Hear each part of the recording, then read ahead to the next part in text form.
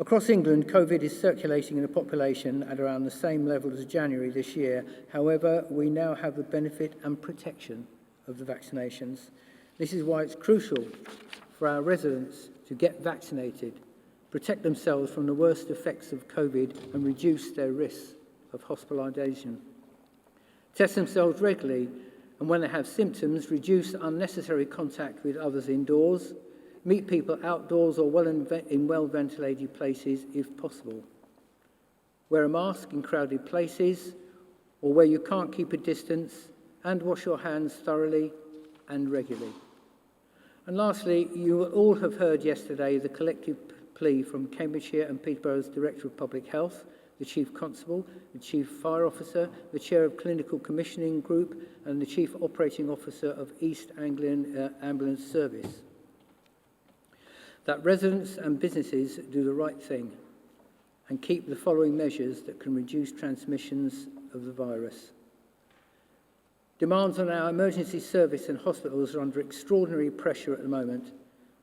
Increases in COVID cases that require hospital care will add further stress to the system. So thank you very much for listening to that. It did take a couple of minutes, and I know we're anxious to get on with the business. But in the spirit of wanting to ensure we can get through our business in a timely fashion, my chaplain, you will see, is not present today, so we can go straight into agenda item 1. Agenda item 1 in that case. May I approve as a correct record the minutes of the meeting of the Council held on the 27th of May 2021. A copy of the minutes can be found in the agenda starting on page 13. Everybody happy? Anybody unhappy? Thank you so much. Agenda item 2. Apologies have been received from councillors, the following councillors I should say, Councillors Goering, Sargent, Anna Smith, Todd Jones, Carla McQueen, Paige Croft and Nia Singer. Are there any other apologies? Have we missed anybody? Mr. Leader. Rosie's going to be late, was that? It sounded really loud up here, so that's why I moved it away. Okay. It was booming here, so that's why I moved it. Okay. I was also speaking quietly as well, because it sounded so loud. Councillor Gilderdale will be late as well then. Oh, okay. Thank you for that. Any more? No? Okay, thank you. Just a few Mayor's announcements, not many. The Mayor's Volunteer for Cambridge Awards. The award scheme has been a huge success, I'm pleased to say, acknowledging such fantastic voluntary work primarily directed towards the COVID crisis, which was carried out by so many in our great city. Individuals, voluntary groups and companies have all been awarded, and our list, I think, has already been produced and publicised. If not, it will be soon. An up-and-coming event, Stourbridge Fair, which was cancelled last year, is getting back on track on the 4th of September. Please come along if you can. There's not been many of these events, but if you're ready, willing and able and feel safe to do so, we'd love to see you.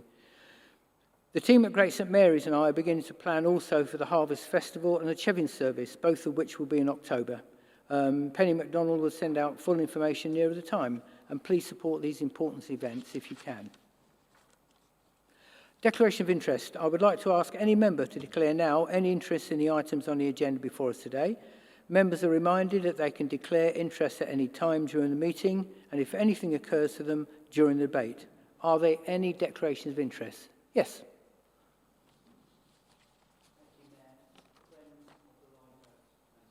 Friends of the Lido. Okay, thank you, Councillor Snell. Please.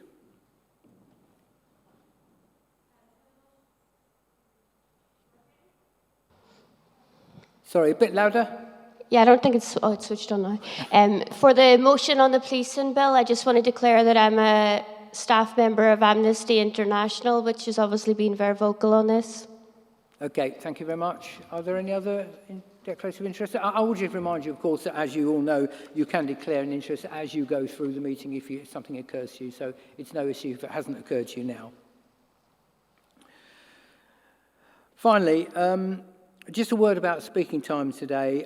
You will have received some notification. They will be shorter today. There won't be the time given that we would normally give because of the situations that we're all in today.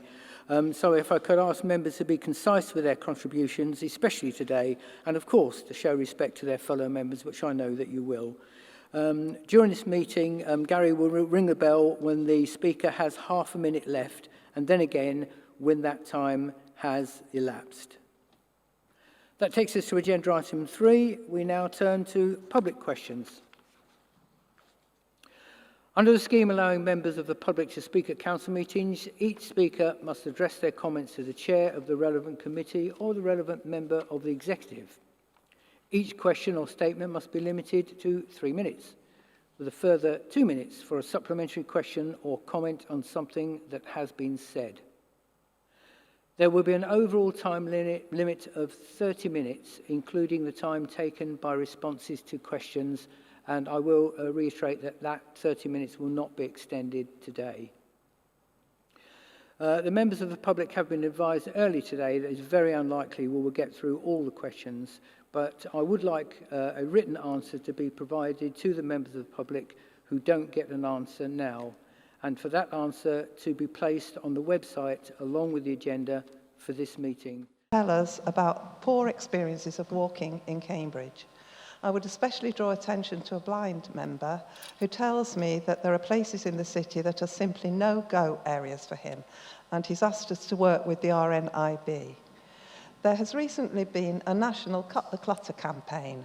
This identified at least 80 locations in Cambridge where lampposts, street furniture, A-boards and other obstructions make the pavement impassable for wheelchair users and parents with buggies. Additionally, I want to draw your attention to problems regularly reported by our members. There has been a marked increase in pavement cycling by adults, often on quiet streets where there is no good reason. And there is great alarm at the huge rise in e-scooters using the footway, often at quite high speeds and dodging round pedestrians. Cambridge, rightly, has claims to be a leading city, and in many respects it is, but the condition of the public realm outside the centre undermines that claim. In many respects, from the continuing failure to comprehensively address congestion and pollution to the woeful state of public transport within the city, but nowhere more than the condition of the streets, Cambridge is lagging its peers shamefully. The council does have control over some of the issues we raised, mostly to do with enforcement of regulations, but only a concerted effort by all the agencies involved will successfully tackle the decay. So I can't ask the question. Half a minute. Oh, sorry. Okay. So the question is, will the council now take the lead by organising a joint action task force in conjunction with the county council and relevant agencies and charge it with making our pavements safe for walking, escalating repairs and maintenance, and enforcing regulations about cycling, e-scooters, trimming of hedges, pavement parking, and other challenges? Thank you very much. Thank you very much. Councillor Thornborough, I guess you're going to answer that. I thought you might. Thank you for raising this with us. I've read the report and was pleased to be quoted in your press release, welcoming the contribution it has made, particularly around pavement quality. This is an area that our lead councillor on disability and access, Councillor Jerry Bird, has raised in her usual vigour on many occasions, and I remain grateful for her continuing work in this important area. The City Council is not a highways authority, as you noted, although we do own footpaths on our city estates. Because of our limited scope to fund and effect repairs on highway land, we feel it is more appropriate that the County Council and Greater Cambridge Partnership lead on any proposed task force, and I have already raised this with the relevant members and officers. This sort of cooperation became a lot easier after the elections on May the 6th, as I'm sure you're aware. What we can offer now is direct action on the ground, if you'll forgive me. We will soon recruit an active travel officer responsible for developing and undertaking a programme of activities in Cambridge City to promote walking, cycling and the use of public transport across a range of settings, including schools, colleges, workplaces and communities, raising the profile of active and sustainable travel to support a shift to walking, cycling and public transport, and helping raise awareness of regulation and safety issues. Thank you. Thank you, Councillor. Do you have a supplementary question? You have 2 minutes for that. Thank you. I do. It's only a very brief one. Thank you very much, Councillor Thornborough. It's very encouraging to hear that work on this has started. So my only supplementary question actually would be, we do feel that there's some urgency about this. So I wonder, what is the time scale? When do you imagine that this work might start and actually show some effects on the ground, as you say? Thank you.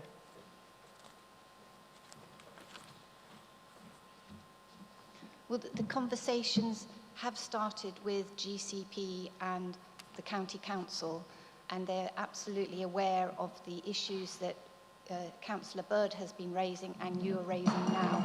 So it is a priority, and when we know when the active travel officer is going to be appointed, I will also let you know about that. Thank you.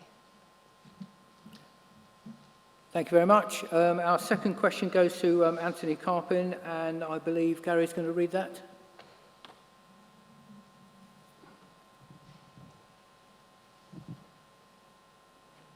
Okay.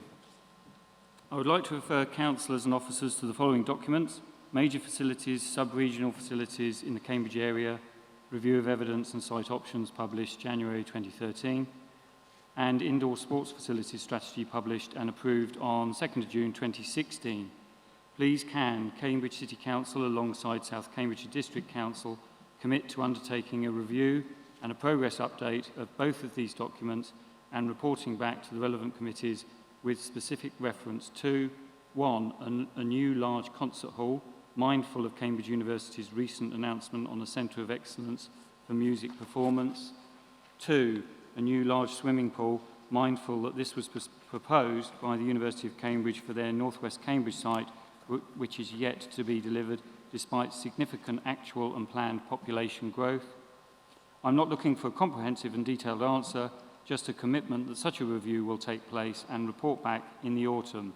Otherwise, what's the point on spending a significant amount of money on the strategies in the first place if there is no intention to deliver what the strategies identify as the needs of our city?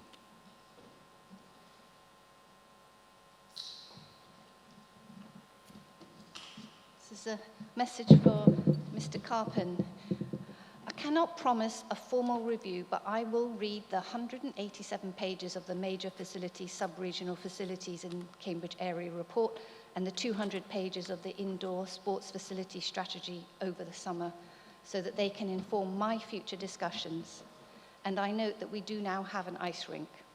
A lot has happened since these reports were written, and there are ongoing discussions between the councils and the Shared Planning Service about the commissioning of a cultural infrastructure strategy for Greater Cambridge. This will review the case for a new large concert hall, taking into consideration the University of Cambridge's recent announcement. At the same time, the councils will be updating their sports strategy to support the Greater Cambridge local plan, though the timings of this work is subject to delay due to the impact of COVID. However, I can tell you that a swimming pool delivery strategy to 2041 is scheduled to start early in 2022, and it will take into consideration the new swimming pool proposed by the University of Cambridge. It is our understanding that the University of Cambridge remain committed to providing this swimming pool. Thank you very much for that. Is there a supplementary, Gary? Okay, thank you very much for that. There is no supplementary to this, so that's fine. And question number 3 is Monica Bjork-Hone. I'm not sure if I said that quite right, and I apologise if I didn't. Friends of the CAM. About 2 years ago, I first noticed trees starting to brown off. They clearly didn't have enough water. First sign that probably the springs have dried up, and they had. Rivers were being maintained by pumps, and I've been interested in what's going on with water supply ever since. My question is, the question from Friends of the Cam, on the 1st of July, the Secretary of State for the Environment declared Cambridge Water an area of serious water stress. The Stantec report, commissioned by Cambridge City Council and published last November, found that there is no environmental capacity for additional development to be supplied with water by increased abstraction from the chalk aquifer. And as things stand, there is no other water in Cambridge. Even the current levels of abstraction is widely believed to be unsustainable. In view of this, should the Council support a freeze on all further development?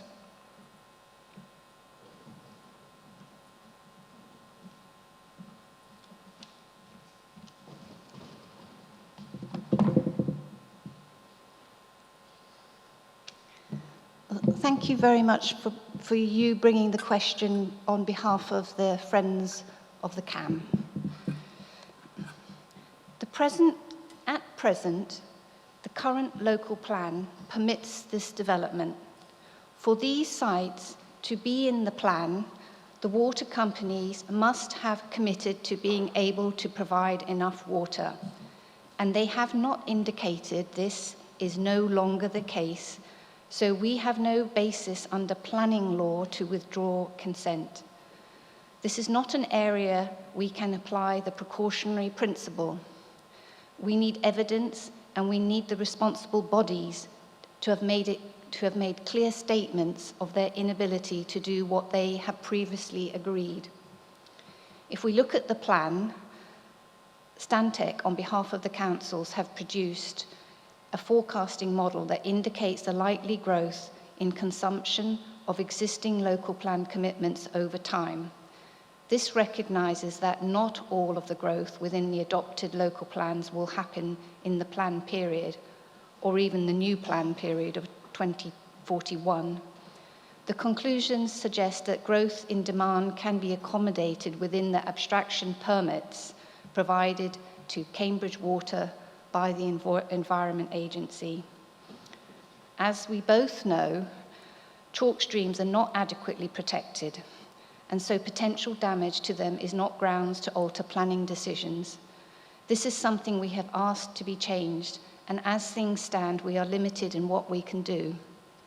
The designation as a water-stressed area does not in itself change anything. It means that Cambridge Water's permitted abstraction levels are reduced. It may mean that Cambridge Water's permitted abstraction levels are reduced when the licenses are renewed, but we do not know that. That is a matter in the hands of the Environment Agency, not the Planning Authority, and to date we have not been advised that the planned growth in the adopted plan should not be allowed to proceed.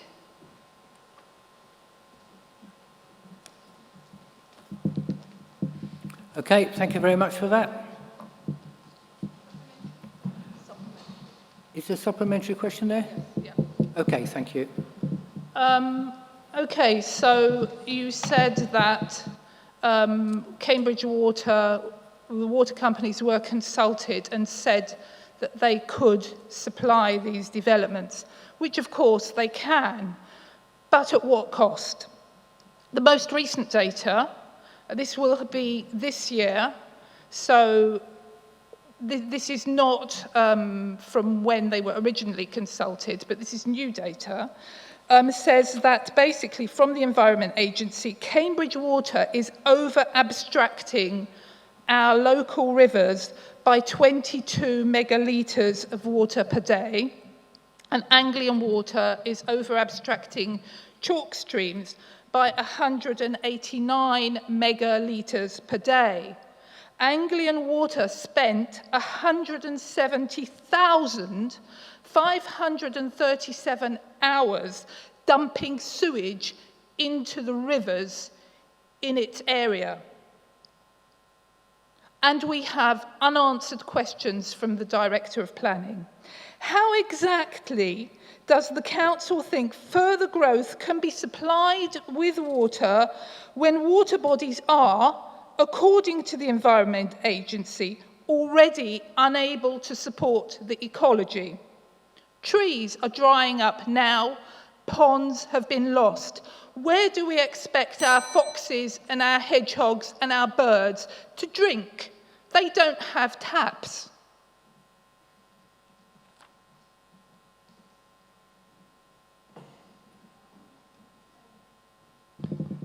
Ms. Hone, this is a very, very important issue, and I know that you have actually contributed evidence and letters to the collection of information that the Planning Authority is putting together for the next local plan. There is more evidence coming out about all aspects of the research that's being done, including water, that will be coming out soon. And, you know, we do need to recognise the world we live in, and we cannot use more than what we gain. So I appreciate you coming here, and I will try and keep you up to date with things as we go through. And thank you very much for your very important message. Thank you, Councillor Thornborough.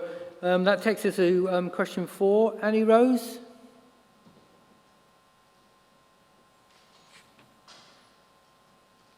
No.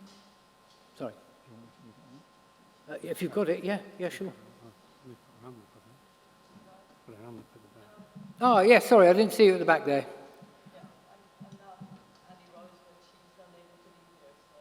Sorry, can't hear you. Sorry, it's just such a long way off, I'm sorry. Yeah, I'm not Annie Rose, but because she was unable to be here. Oh, that's absolutely fine. Thank you very much. Okay, Thank you. right. So the question is, the proposed goal of building good relations seems, this is in relationship to item 6B on the police bill. The proposed goal of building good relations seems at odds with punitive actions toward an eviction of travellers last year. I have seen and heard city councillors speak of a process when they are made aware of travellers arriving in their wards, but it is very unclear what this process entails. I'm concerned, given what we know about police racism locally and nationally, that this process involves the police in a way that causes harm to our GRT neighbours. This is particularly worrying in the context of the new Police Crime Sentencing and Courts Bill, which strengthens police powers. What exactly is the process for making contact with and supporting gypsies and travellers when they arrive in the city? Who is involved in the process? And in the last 2 years to date, how many contacts between council officials and traveller groups who have stopped on council land have ended in an eviction or police action? Thank you for that. Councillor Collis will respond to that.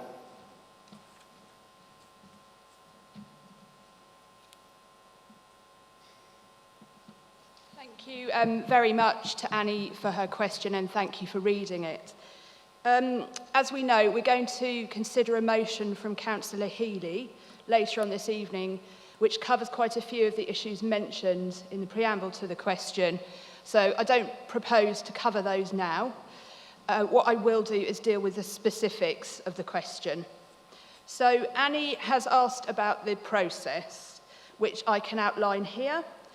This process has been developed to manage the impacts of unauthorised encampments, including the impact on the surrounding community. Our approach considers 3 main things. the rights of gypsies and travellers, our public sector equalities duties, and also how we assess the potential level of impact on nearby and local residents. And it has the following aims: to establish effective communication between partners and gypsies and travellers, to help strike an appropriate balance between the needs and legitimate expectations of members, residents, local businesses, other landowners, and of course gypsies and travellers. It also sets out the recommended courses of action. It encourages us to develop a more consistent approach to unauthorised encampments across the city, and also to improve our records of unauthorised encampments. So we have an enforcement officer within the Streets and Open Spaces team who always will be the key point of contact and oversees any contact with those present on an unauthorised encampment. Every encampment is considered primarily in relation to the welfare needs of those present. So we'll assess the reason for the visit, the intended length of stay, homelessness status, medical need, and access to other services like education or social care. So the first thing that will happen when we're made aware of an encampment is that that officer will go and talk to the group and find out what support they need. There are other factors, of course, and we will also consider any encampment on its own merits against criteria such as health and safety, traffic hazards, public health risks, environmental damage, and genuine nuisance to neighbours. I guess this all has to be about balance of needs.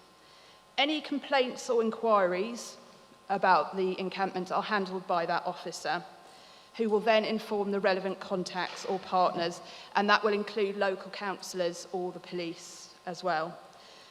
Where appropriate, and only where appropriate, we'll share information about the encampment, arrange a joint visit to the site, and discuss how that encampment can be managed and supported.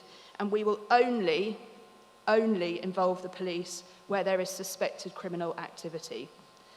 The second part of the question asks about numbers of contacts. And I can say that in the past 2 years, we've dealt with 16 unauthorised encampments involving 6 separate family groups. That doesn't, I think, include the most recent one on Arbury Town Park. All of these cases have resulted in evictions, but that's been after following due process and after a court decision. And I should highlight here that we've also made temporary accommodation arrangements when and where needed and where we've been asked to. And we do publish on the council's website all the available resources and information on unauthorised encampments on our land and advice to private landowners as well. And this also includes links where the community can learn more about GRT culture. Well, I have a supplemental question. I was involved in a number of the evictions which moved across Cambridge last year, a family of 38 people, including 18 adults and 20 children. The immediate response of the council was a Section 77 order. That was what the enforcement officer, who is obviously a council official, was responsible to coming and giving that to the families. Immediately after that, when the families did not move on, having nowhere to go, because Cambridge has no stopping places, no transit sites, and no permanent sites within Cambridge, they were immediately issued with a section, after going to court, they were issued with a Section 78 order. So there was an immediate and punitive response in each case as this group of travelers. I was involved with a colleague of actually challenging the basis on which these travelers were being moved on. No elected councillors regardless of what ward people arrived in, ever came down and talked to the people there. So I really challenge this, very rose-colored tinted kind of spectacle of the procedure. It's not, and travellers view it as a hostile attack on their rights to travel, which is particularly relevant with the current police bill, which is coming up, which I'm sure Healey will address later on in the meeting. So, shall I reply? I'm not sure what the actual question was in there, but I'm happy to respond to some of those points. As I've said, the immediate response that we have is to talk to travellers about their welfare needs. And you're right, the next steps of the process are a Section 77 notice, and then we will then apply to the court if that direction to leave isn't followed. We are looking, I will talk about this also in response to Councillor Healey's motion, but we are looking at, with neighbouring authorities, at the potential for stopping sites. But that is an ongoing process. We also did, I believe, during COVID, we did provide a site up by the depot on Cowley Road for anyone who needed to self-isolate. That has been prepared along with funding and from the County Council, and that is now prepared and ready for anyone should they need it. So I would challenge the assertion that we don't look after traveller welfare. I agree there is a lot more to do. There is a lot more work to do, but I think the start of the process is very much welfare focused. Okay, thank you very much for that. That takes us to question 5. Bill Proud. I believe, Gary, you're going to read that question. Thank you. Market Matters.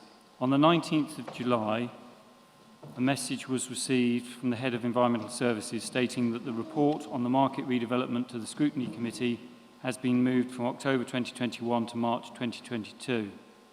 Also, that the design of a potential demountable stall will be revisited and consideration given to the types of evening events to be held. Market traders have a list of community-focused event and social engagement activities we want to present in this extra time window. However, the aim of this question is to point out that traders have had, 1, a very poor 2020 with the majority of traders unable to trade for most of the year, 2, a shutdown in the start of 2021, 3, a phased reopening of the market, 4, some return to normality on July the 19th. As a result of this, some traders have had to use food banks in place of donating to food banks. The majority of traders have managed to survive by using their savings while retaining most of their staff. A very limited number of traders managed to operate throughout this period as they sell food and other essentials. Even there, the situation was abnormal and not sustainable, being a roller coaster of over-demand, crashing to very poor weeks and months. We are happy to have helped in this period and remain committed to selling local goods, supporting the local community and welcoming residents and visitors alike. However, market rents will return to, quote, normal. Currently, they are 20% lower than normal in the near future, based on footfall being only 18% lower than the normal year. Both market traders and many shop owners are aware that much of the footfall are local people unable to travel far, and that we are still missing the large numbers of international tourists, students, conference attendees,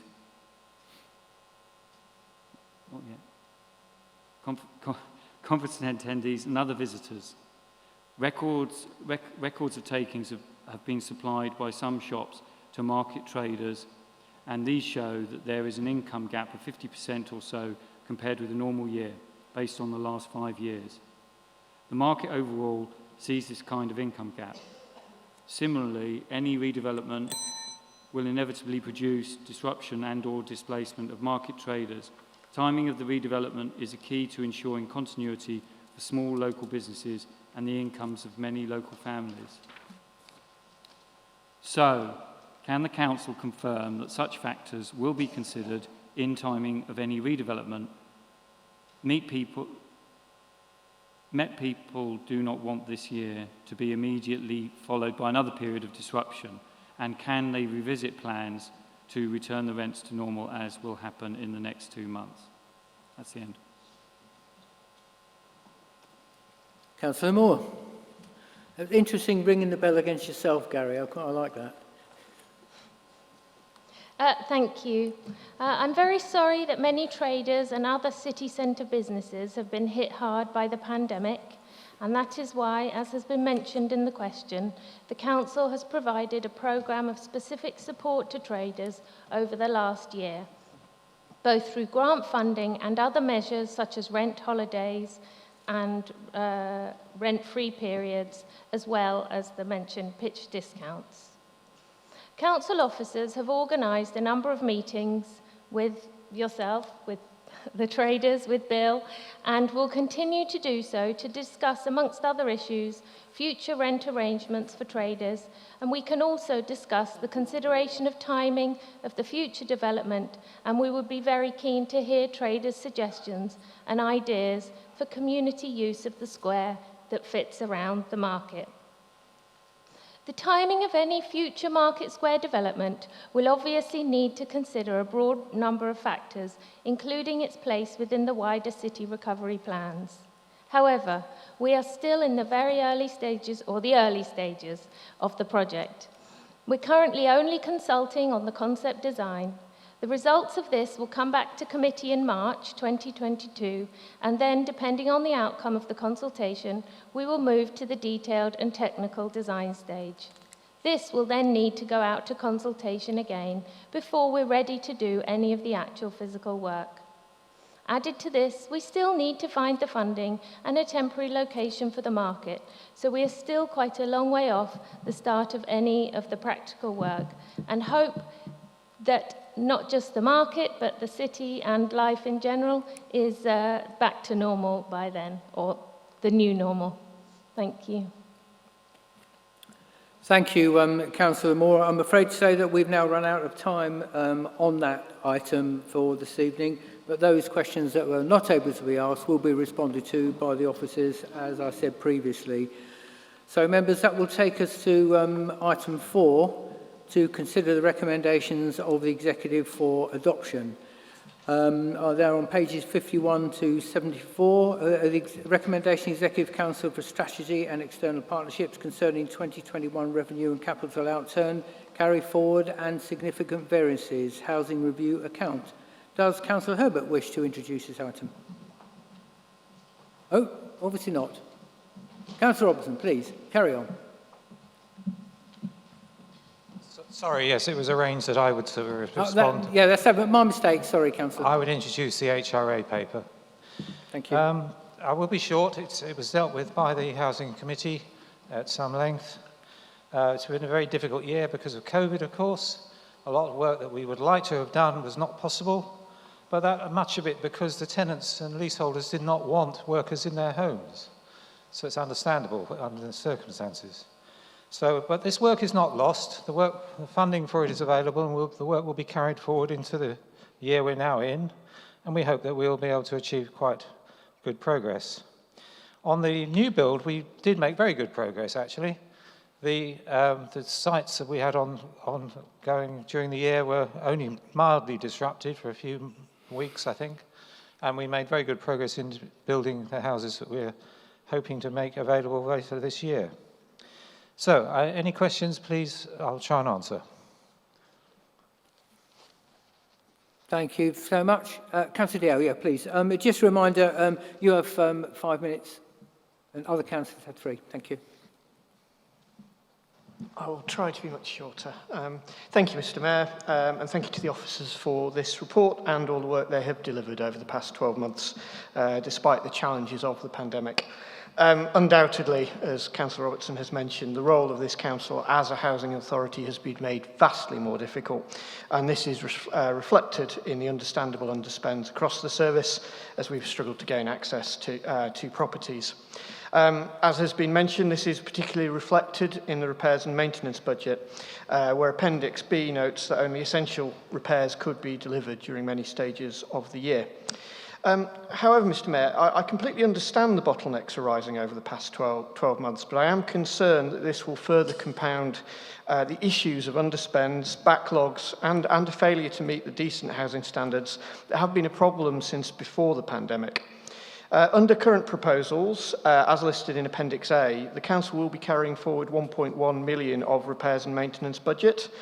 And by my calculation, this raises the current budget for this year to 9.6 million, which, to provide some context, the most we ever spent in a year is 7.6 million. So we are aiming to deliver 25% more than we've ever done before. This does potentially present a very major capacity issue for the council teams, which may in turn prevent some crucial repairs from happening. I wondered, Mr Mayor, if Councillor Robertson could provide assurances to this council that we are ready to deliver the services on this scale, so that we can ensure that going forward all the council homes in our city do meet the decent home standard. Thank you. Good question, of course, because as the Councillor knows, we would really like to have done more work, and we will try and do what we can for the future. COVID is still with us. People are still wary, as we are here tonight. So we can't expect that everything will be achieved in the year we're now in. But we will do what we can to get the whole programme back on track. I think you're probably right, though I doubt if the whole 9.6 million will get spent this year because of the issues we still face apart from anything else. But we have a target there, and we will do what we can to build up the capacity and be efficient and get those repairs and maintenance done as soon as possible. That's all I can say on the matter, really. We'll do the best. Okay, thanks for that response. You just jumped in a couple of minutes early before Councillor Bennett had a chance to speak. Does Councillor Bennett wish to... Okay, thank you very much. So, no further debate. In that case, then, I will go directly to the vote. All those in favour? So that's 20... That's 24... I think it's 24, 25. 25. Okay, thank you. Any against? Thank you. And abstentions? That's 8 abstentions. Thank you. Thank you very much, everyone, for that swift response.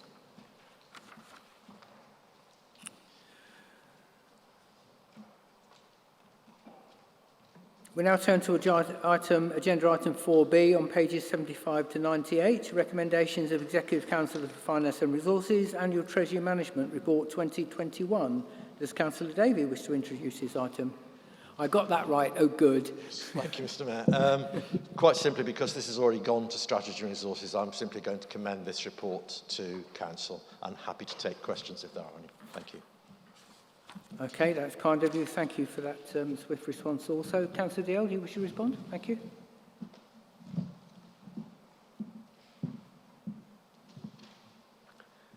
Yes, thank you, Mr Mayor, and thanks again to all the officers. And this work does stretch right across the council. Again, I will try and keep to the point and not go into the minute details, which we would often explore in different settings. In particular, I would just like to raise a question around the capital budget. Again, fully appreciating the additional challenges of COVID this year. This is my 4th year as a councillor, and every year that I have sat in this chamber, the phased carry forward, well, the rephasing has shown a doubling each year. So I think just on from notes, it was 14 million to the year ending 20 million to the year ending 2019, 34 million last year, and it's now risen to 68 million. I'm sure we all appreciate the economic recovery from COVID and our urgently needed response to the climate emergency will depend on ambitious and effective delivery of the capital programmes by all levels of local government. And I wondered if the Executive Councillor could comment on the current pattern, which does indicate a growing backlog of projects, and can they confirm the actions they are taking to deliver on key programmes? Thank you. Thank you very much for that. Thank you, Councillor Dale. As you've noted, many of the delays are relating to COVID and with regards to our development programme in relation to building. We're hoping, therefore, that this bulk of delay will be able to swiftly catch up in the future. So in terms of the majority of that, if you like, carry forward, it will be, of course, in regard to the building programme. In terms of the more general question you have around our capital receipts, it'll be about clearly looking at the impact and ability for us to take forward green investments. And as you'll be aware from BSR, we have started to look at this with a view to trying to ensure that the investments we make will bring back both return to the city and the City Council, but also will be impacting upon climate change in the forthcoming years. I hope that answers your question, Councillor Dale. Councillor Bennett, did you wish to say anything there? Sorry, I skipped over you and that was my fault. Sorry. I couldn't hear that, I'm sorry. Okay, got that, thank you. Councillor Dale.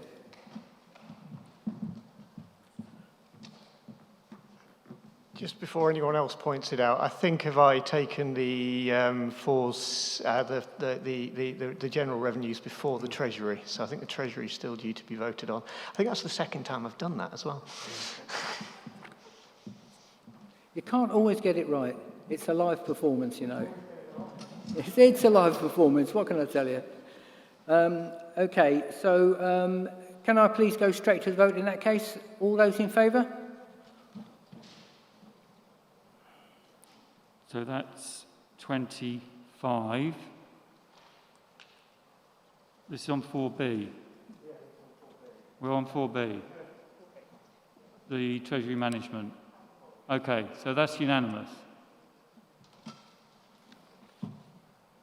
So there were no, I will call it anyway. Are there any against? Just in case we missed anybody. And any abstentions?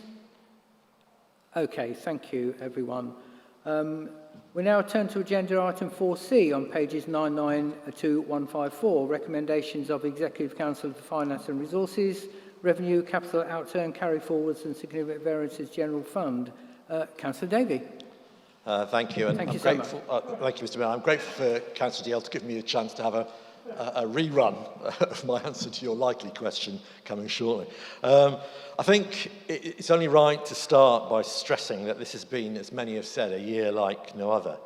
And one thing that's become clear over the last 12 months is the response to COVID by the City Council represents local government at its very best, responding swiftly, calmly and effectively to the needs of local people. And as has already been remarked by a number of councillors, managing the finances is no different. And my thanks, my heartfelt thanks, must go out to Caroline Rieber, Jodie and the team in their oversight of our finances over the course of the last 12 months. But also to thank Fiona Bryant and the team for the swift distribution of government grants to local businesses, without which many of whom would have gone under. Central government, however, I'm not sure should be quite so congratulated. And as Robert Jenrick promised, I think now a long, long time ago, 15 months ago, that he would do everything he could to ensure that we were not out of pocket, that unfortunately is not the case, as will be clear from our report on the General Fund. We spent somewhere in the region of £18.5 million as a result, extra costs of somewhere in the region of £18.5 million as a result of COVID. We have received £11.3 million back from the government, i.e. about 61%. This therefore makes our future financial planning clearly all the more difficult, particularly as we're coming into a period whereby central government funding is reducing and the impact upon the City Council will be that much harder. The last year required good and early forecasting, and I hope people will be able to see and appreciate, again, the work of Caroline and her team in being able to achieve this, and our ability to manage the impacts and move accordingly will be clear within the relatively healthy reserves we now hold. It's slightly more than I think was anticipated at the time of the BSR, but nonetheless gives us a degree of, if you like, security as we go forward in the coming weeks and months. And I think to conclude, I would just say that our future planning is therefore core within the work that we must do. And again, we must try to make sure that the prudent approach that we as a City Council have adopted over a number of years now is maintained. That's not to say we shouldn't be bold in some of the approaches we make, but nonetheless, prudence is wise at the moment. The pandemic is not over, and we must be prepared to deal with what comes as a result. But our focus must be on making sure that finance of the City Council are run smoothly and that we can then provide and continue to provide quality services for our residents within the city. Thank you, Mr. Mayor. Thank you, Councillor. Councillor Dale, would you like to respond? Again? I think the core concerns of our group were covered in the last item. It was kind of relevant, so I'll stick with that. Thank you for the comments. Thank you to the team. But yes, we do wish to see that capital programme accelerating and that backlog beginning to reduce over the coming years. Thank you very much. Councillor Bennett? Okay, thank you. In that case, I'll go directly to the vote, waste no more time. All those in favour? So that's 26 to me. Yeah, that looks like 26. And those against? And abstentions, please. And that's 8.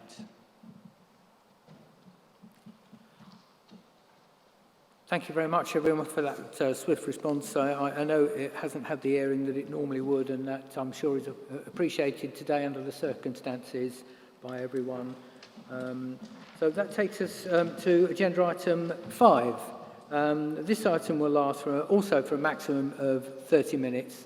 At the conclusion of 30 minutes, the Executive Council, as appropriate, may provide a written response to any questions that have not been covered. Full list of the oral questions are available in the information pack, starting on page 17. For ease of this meeting, I will call the questions and councillors come to the microphone if they have a supplementary. The Executive Councillor or nominee will have up to 2 minutes to reply. The questioner will have 2 minutes to put a supplementary question or to seek clarification of the response to the original question. The Executive Councillor will have a further 2 minutes to reply to the supplementary question. Before I ask the first question, I'd just like to say that following this item, just have to think about it. If you wish a 5-minute comfort break, then we'll go for it after oral questions, if that's okay. If everyone wants to do that, then we'll do that.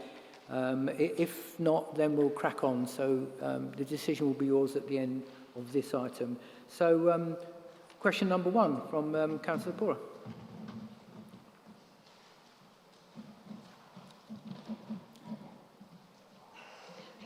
Thank you. Seems quite high. The Council has already responded to the recent increase in public demand to lengthen the opening time at Jesus Green public toilets from 6 p.m. to 8 p.m. during the summer months. These new prolonged opening hours became operational from Monday the 19th of July and bring this facility in line with other city centre toilet closing times. Summer opening is from the 1st of April to the 31st of October. We will continue to monitor the use of all our public toilets and extend or reduce opening hours as appropriate, as we have already done so. This monitoring will include the winter usage. However, at this time, the operational closing time of 6 p.m. in the winter, based on historic usage, is deemed sufficient given local availability of Quayside and Victoria Avenue, which are open until 8 p.m. Thank you very much. Councillor Pora, do you have a supplementary? Thank you. Thank you very much, Mr. Mayor. I think that one's on. That's good to hear that they're open until 8 p.m. I noticed that's not on our website because I did check it, I think, yesterday, just to confirm. But I would urge the Executive Council to think about later, particularly until 10 p.m, because we have so many events and just general gatherings on Jesus Green that it's really evident to Market Ward residents that the antisocial behaviour that results from that is deeply unpleasant, with people relieving themselves and worse in residents' gardens and local alleyways, which is a risk to public health as well as obviously being quite disgusting. The toilets at Parkside are no longer there, and the ones at Quayside, despite signage, are not clearly being used, as my residents can testify. If funding is an issue in the shorter term, I wonder if the Exec Councillor could consider whether any of the COVID recovery money might help with keeping these open later, as encouraging people to use outdoor spaces for meeting is a key part of our recovery, even as restrictions are lifting, as the Mayor's touched on earlier. We've still got high caseload across the city. Jesus Green has such a large amount of events. Some are unplanned, as we know, some planned, and this lack of facilities is a real problem for all of our residents, not just in Market Ward, but across the city who use the space. Providing basic services such as available and accessible toilets until later in the evening, I think is a key part of the Council's remit. Thank you. Thank you. So I will double check the website and make sure that that's updated. With regards to events, events should have their own facilities, additional facilities brought in. Obviously, occasionally there are unplanned ones, but we have increased, I can't remember because off the top of my head because I wasn't expecting it in this, but we have increased the working hours of our enforcement teams. So they are out working longer hours, handing out bags, encouraging people to not litter. And so they are available to see what's happening and keep an eye on whether we need to extend the hours. And I will take your other points on board. Thank you. Thank you very much, Councillor Moore. In that case, that takes us to question number 2 from Councillor Robertson to the Leader of the Council. Thank you, Mayor. After a considerable mismanagement of the pandemic, particularly in terms of stop-go advice and unclear advice to the public, there was general recognition from this council and also public health that the stages of 5 weekly relaxing was in basic terms good, provided that the government took account of the current situation. Sadly, they did not ahead of July the 19th, and badging that the last Monday as Freedom Day was totally irresponsible and failed to recognise that we are still in severe risk with cases currently still rising and in the mid-350 area per 100,000, and with other areas near Cambridge significantly higher than that. So our position is that face masks should still be worn and should be advised to be worn, and we welcome organisations who share that view, including churches, shops and other locations in the city. The threat of the pandemic has not been resolved by either the government or vaccines, and we consider there are still major risks. It's clear with the rise in cases in Addenbrooke's to 15, and also the fact that pingdemic is not something to be criticised. It's a sign of major challenges currently, including threats to our public health services, given that whole wards could be closed down as a result of self-isolation. And self-isolation, vaccination and testing are all still vital. Thank you. Councillor Robertson, have you a supplementary? Okay, thank you very much. In that case, then, that takes us to question number 3 from Councillor Dale, Executive Council for Open Spaces. Thank you, Councillor Collis.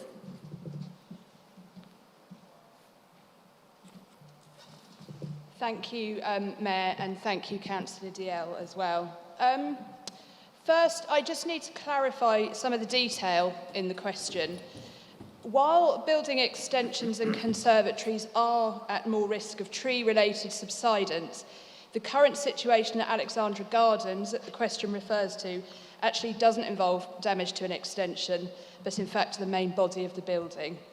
In response to the question itself, we've published policies in relation to subsidence in our tree strategy and safeguarding urban forest sustainability. So the council will not normally remove or hard prune a healthy tree.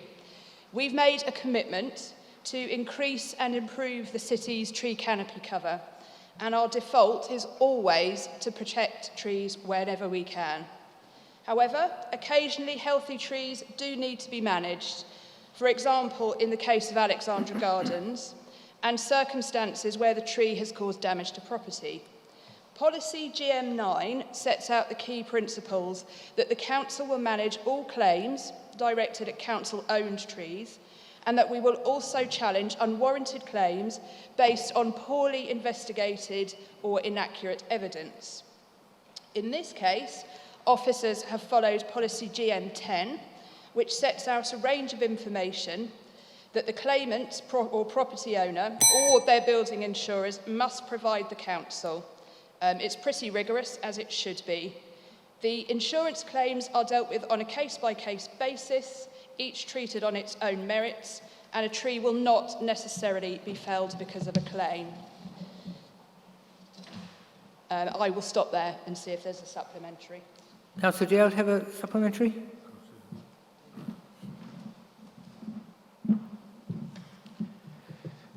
Thank you, Councillor Collis. And as in communications with residents myself, I've communicated our officers and this council's commitments to maintaining trees wherever we can. I guess a key question on this particular issue is around where there were alternatives being discussed, but maybe not fully scoped out. And I know it's very difficult because the question arises of kind of how valuable is one tree?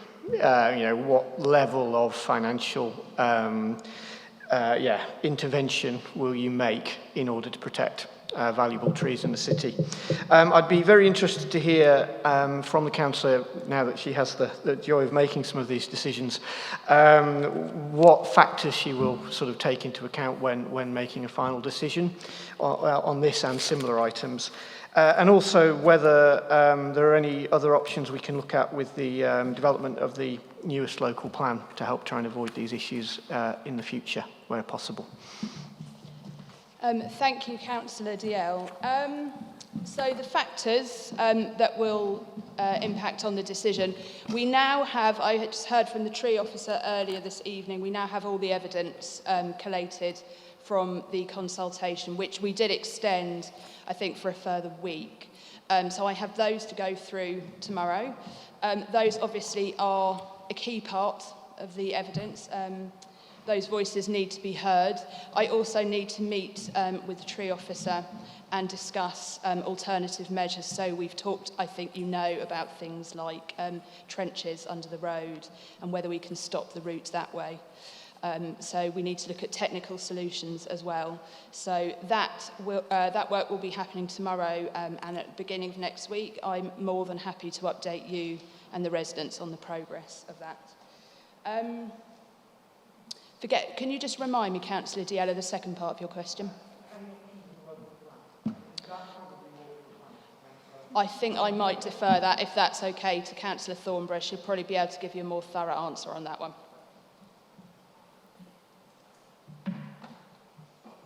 Okay, thank you so much. That takes us to question number 4 from Councillor Bajan. Executive Council for Planning, Policy and Transport to respond. Councillor Bajan, I know, likes short answers, and the short answer is yes. But there is also a very long answer, and I will email this to you, and I'm happy to share it with others who want the wider context. But I must make a few points. The data was generated by a Cambridge City trial of low-cost sensors, which is intended to evaluate both the effectiveness of the sensors and assess the impact on air quality of traffic changes, including the bridge closure and elsewhere in the city. The results have been used in that paper. The report states that PM10 and 2.5 are more likely to be local pollutants, and that there is no air quality data available for Mill Road outside the 2019 study. These are not borne out by other studies and the information I've got, but I will send that to you, and there's a lot more detail about that. An overall drop in vehicle pollution during the lockdown is also shown in a report from the GCP dated January this year, 2021, which uses data from the City Council's continuous sensors. These are the most accurate measurement for nitrogen dioxide we currently have, and at the moment we are not directly measuring levels on Mill Road. Overall, I support the report as adding to the valuable analysis of pollution data, but it is not in itself conclusive, and it must be taken into consideration with the many other reports, some of which are based on far more sensitive recording equipment. Thank you. Councillor Bation, have you a supplementary? Thank you so much. Question number 5 from Councillor Payne.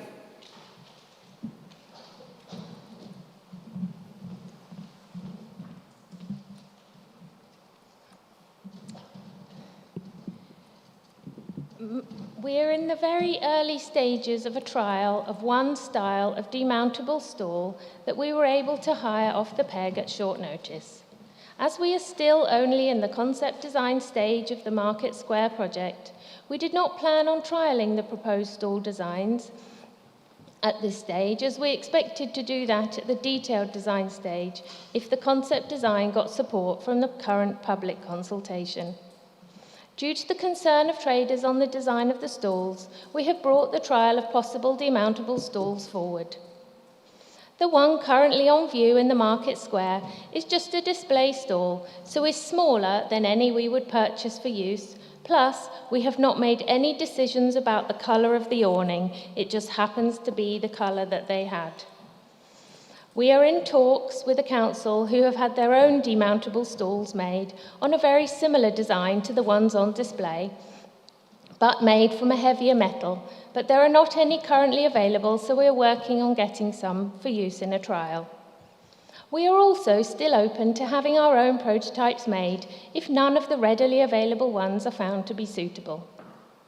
In the coming months, we will trial one or a number of styles of stall in use on the market, including over the winter months. Thank you very much. Councillor Payne, you have a supplementary?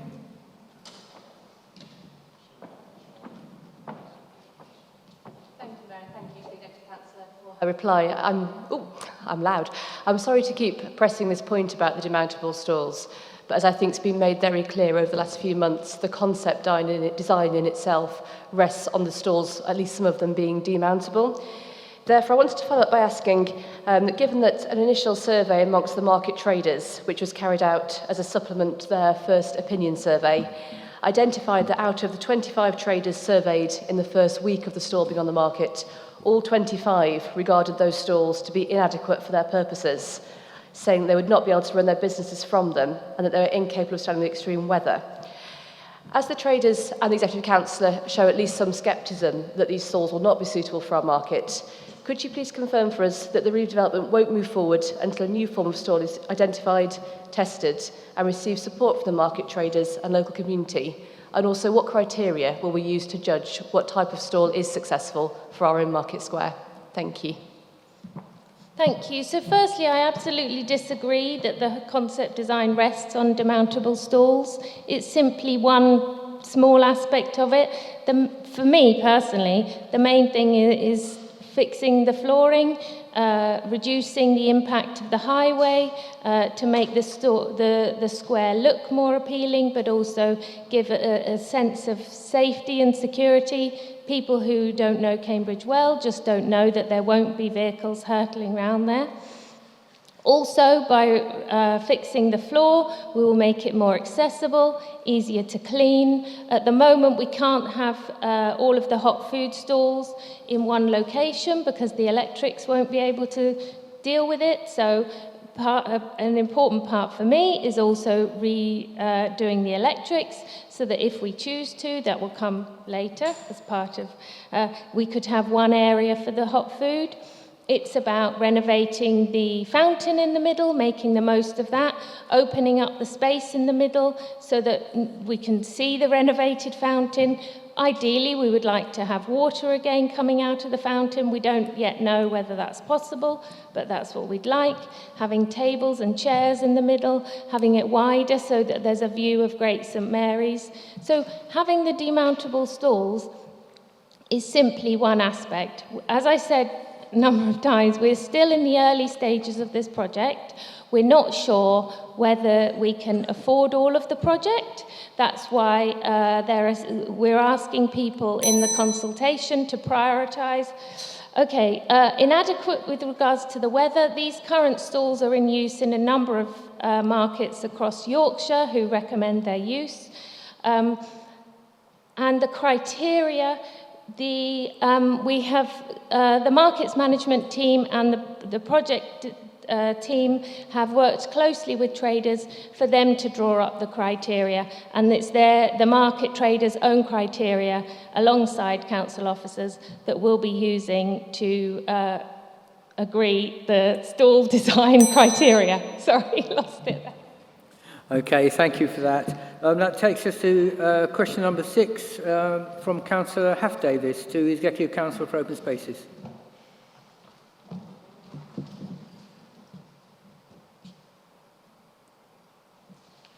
Thank you very much, Mr. Mayor. So our operations team have been trialling excuse me, an Iseki cut and collect machine on a 6-month hire contract.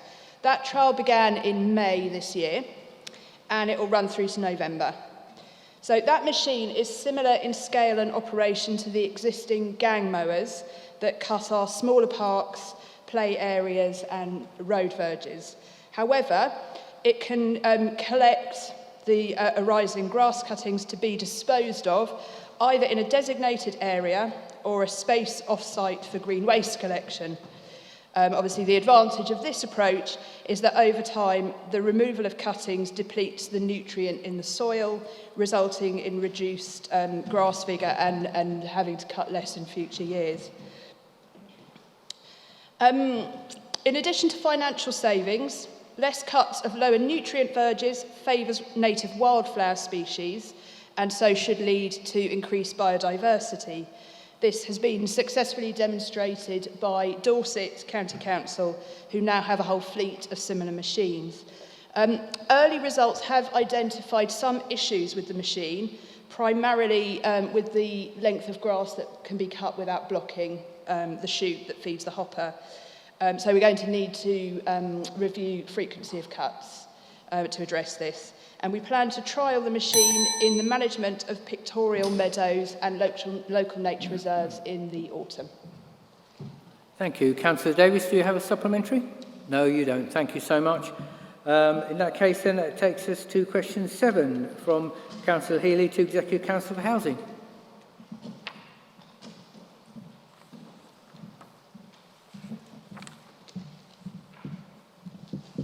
Once again, I'm standing in for my colleague who's unable to attend tonight. I think this is a good example of unanimity across the council in that when we welcomed, we took a pledge to take on the first batch of Syrian families, it was unanimously approved by the whole council, I think. And I hope it's still the case that the next 200, which we are now pledging to take, along with South Cambs, will be also be welcomed by everybody. The thing is that the Home Office Syrian Vulnerable Peoples Relocation Programme and the Vulnerable Children's Relocation Programme are the things we've pledged to support. There will be 200 more Syrians coming to Cambridge and South Cambs over the next 5 years, and our commitment with South Cambs is to find them about 8 houses a year for those families. That's probably four each, and we've already found one this year since this pledge was given. I think, as I say, that this City Council and the South Cambs are playing a crucial part in providing the homes. Of course, education has to be provided, health and social support. All that is done by the other agencies, but if they haven't got a home, they've got nowhere to stay here. And that has been our job, and I think we're proud to have done that. So I'll see if there's any other questions. Thank you. Councillor Healey, do you have a supplementary? Regarding partner organisations delivering on our commitments? I didn't hear that, sorry. Sorry, so what arrangements are there in place regarding partner organisations in delivering on our commitments? Well, there is a multi-agency approach to this whole matter, as I was saying. we do work with the education authorities and the health authorities to make sure that the full provision is made for these families coming from very difficult backgrounds, coming to Britain, having to learn English. The voluntary sector is also involved, I would say. I know of a group who are being taught English, and they have found it easier to do it by Zoom, actually. There's another example where, having moved on to using virtual meetings, has proved very successful. So I think we have a multi-agency approach, and the voluntary sector is also involved. Okay, thank you very much for that. Question number 8 from Councillor Dryden to Executive Council for Communities and Strategy. Hi, I'm going to be answering this on Councillor Smith's behalf. Right, so thank you very much for your question. In terms of sport and leisure, many of our facilities are already open in some capacity, with many outdoor facilities opened from late March. This includes outdoor gyms, courts and the Lido.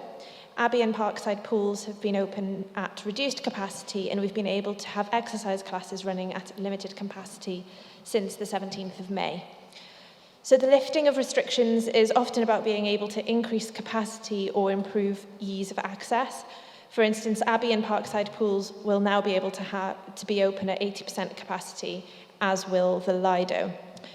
Some things are also reopening for the first time. So, for example, the flumes at Parkside are open again from Saturday, for instance, and the paddling pools have been reopened this week.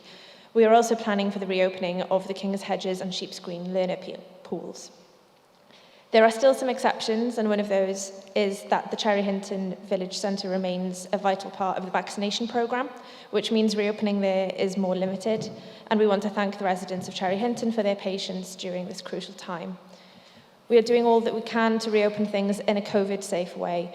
Our leisure centres are recommending masks, we are keeping our sanitiser stations and cleaning regimes, and are maintaining increased ventilation.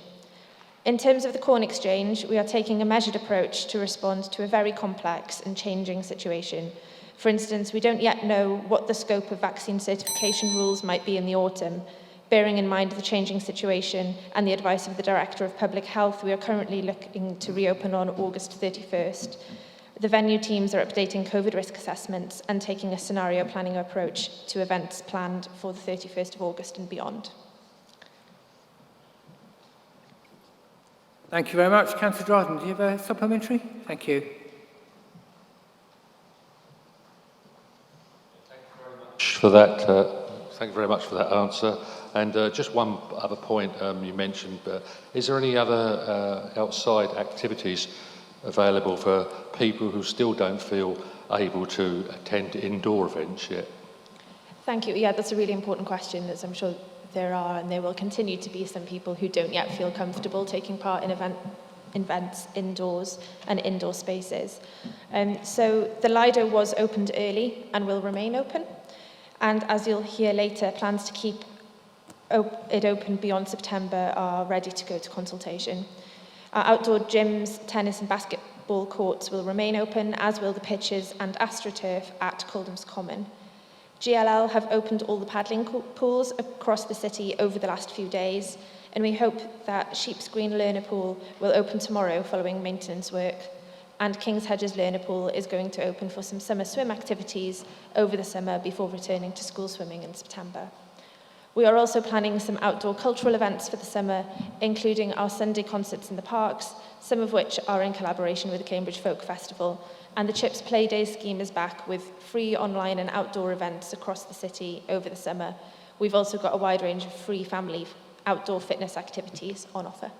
Thank you. Thank you very much for that. That takes us now to question 9 from Councillor Bennett to Executive Councillor for Open Spaces.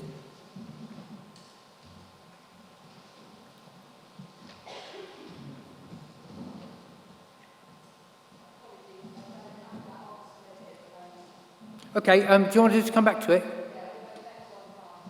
Okay, so we'll skip on, we'll come back to 9, then we'll skip on to question 10 and then bounce back, yeah? That suit you fine? Okay, so question 10, then we'll come back to yours, Councillor Bennett, in a few moments, thank you. So this one, the question number 10 from Councillor Hawke.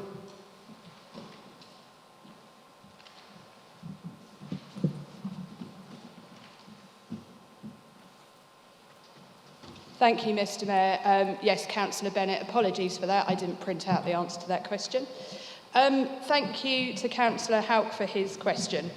So the trees on new developments are secured through the planning process, and the provision often relates to conditions in the planning approval notice. Where trees are of concern on sites that we will not adopt, the planning enforcement team can and do discuss planning breaches with developers. Where sites are to be adopted by the City Council, for example on parks and open spaces, officers within streets and open spaces follow a land transfer process which signs off key stages of the design, build, maintenance and transfer of new sites. These stages afford us opportunity to pick up defects and seek corrective actions, such as dead, diseased or poor health trees. Officers within streets and open spaces and the shared planning service monitor defects in the land that's going to be transferred, and these are raised directly with the developers as part of the ongoing dialogue and working relationships.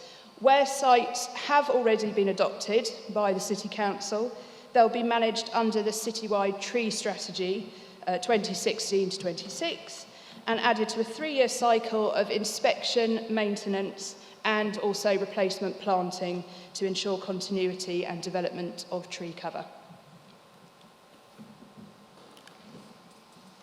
I was just going to ask you that. That saved me.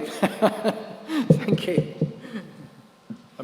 Thank you very much for the Executive Councillor for the very encouraging answer. I'm just wondering if you could be a bit more specific on what you're planning to do so that this won't happen again in the future. I mean, obviously planting trees is not as easy as it may sound. Lots of them are failing or even dying, and we've heard this from several places around Cambridge. So what can be done to make sure that appropriate tree species are chosen, soil type, watering regimes, etc., so that this is going to be addressed properly in the future? And will there, for example, be any interaction or involvement with local residents who might even be part of the maintenance of these trees and who might have some local knowledge? And finally, will the Executive Councillor urge the Council to press forward with the adoption of the roads so that they will come under the control of the Council and our excellent tree and project officers can take care of them, because the developers have clearly failed to provide adequate maintenance of these trees? Thank you. Thank you very much, Councillor Houck. Yes, so conversations with residents, I think that sounds like an excellent idea. Those people, as you say, do have local knowledge. That's certainly something we can pursue.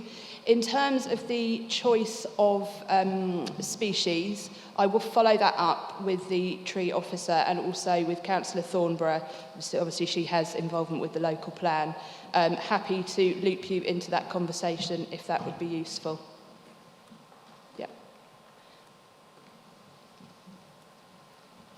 Okay, thank you for that. Are we in a position to bounce back to item 9 or no? Sorry?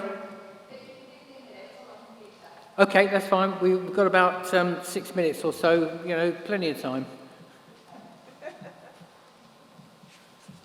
So I don't think we'll have time to skip to 11 and back to 9. We'll run out of time there.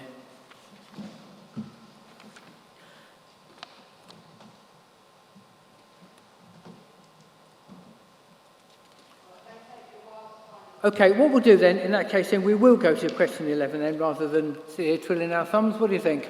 Let's bounce to question 11 and make good use of the time. So, Councillor Flaubert has this question to Executive Council for Climate Change, and we'll get as far as we can with it.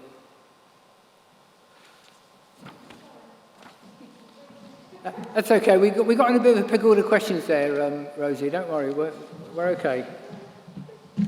We're on target. We're all Sorry, I forgot the process. I was we're all waiting good. for the question. Don't worry, we're all good. We acknowledge that it's been a very difficult year for many traders, as it has been for other businesses. Given that things are now opening up and footfall appears to be recovering, I appreciate that trade won't be back up to speed yet. But I would be concerned at simply giving a blanket rent holiday in a council meeting. With the commercial tenants, we negotiate individually based on their accounts, income, grant funding, etc. but I do appreciate that the traders tend to share information more and individual negotiations are more difficult and, of course, take much longer. On the other hand, I think it's important that the Council should have more information and evidence of the ongoing financial impact before making any decision, and would like to take the opportunity to do that through separate meetings. Whilst we have treated the traders as a specific group during the last year, we do need to be a little mindful of trying to ensure we are fair to businesses and in applying further discounts.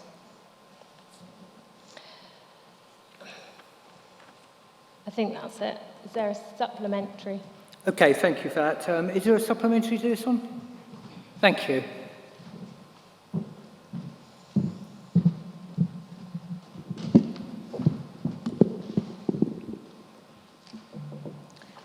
Thank you very much for your answer.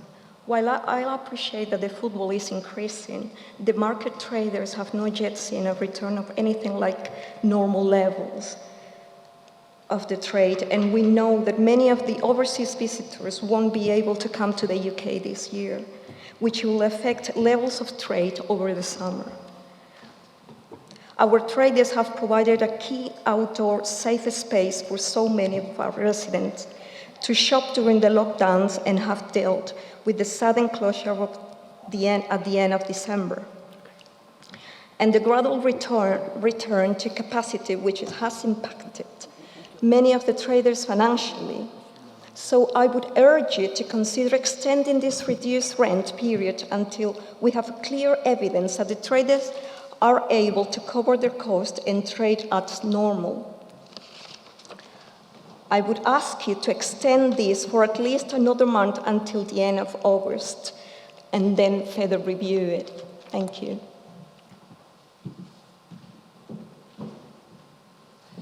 Thank you.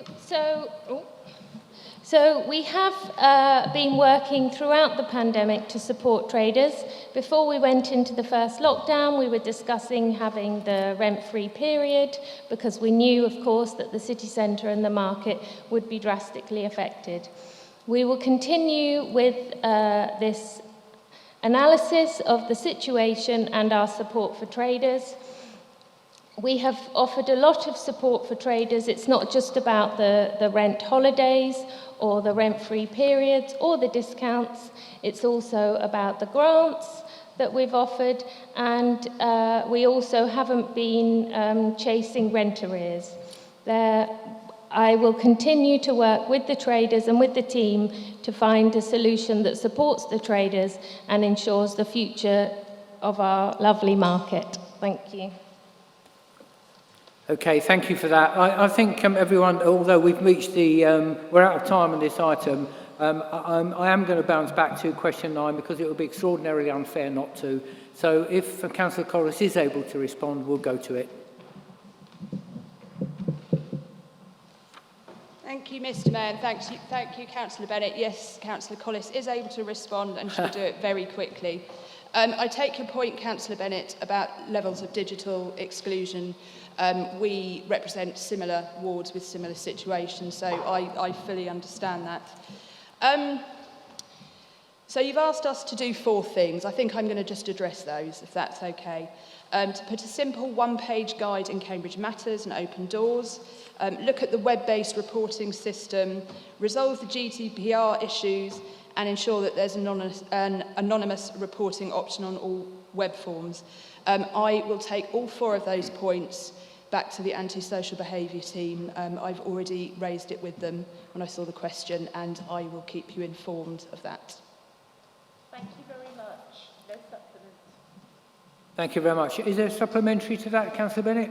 No, I've just said there's no supplement. Thank you so much. Thank you. In that case, members, thank you for your indulgence on that. Shall we say, would 5 minutes be enough just to give people time to stretch their legs? 5-6 minutes, and then we'll reconvene. Thank you so much.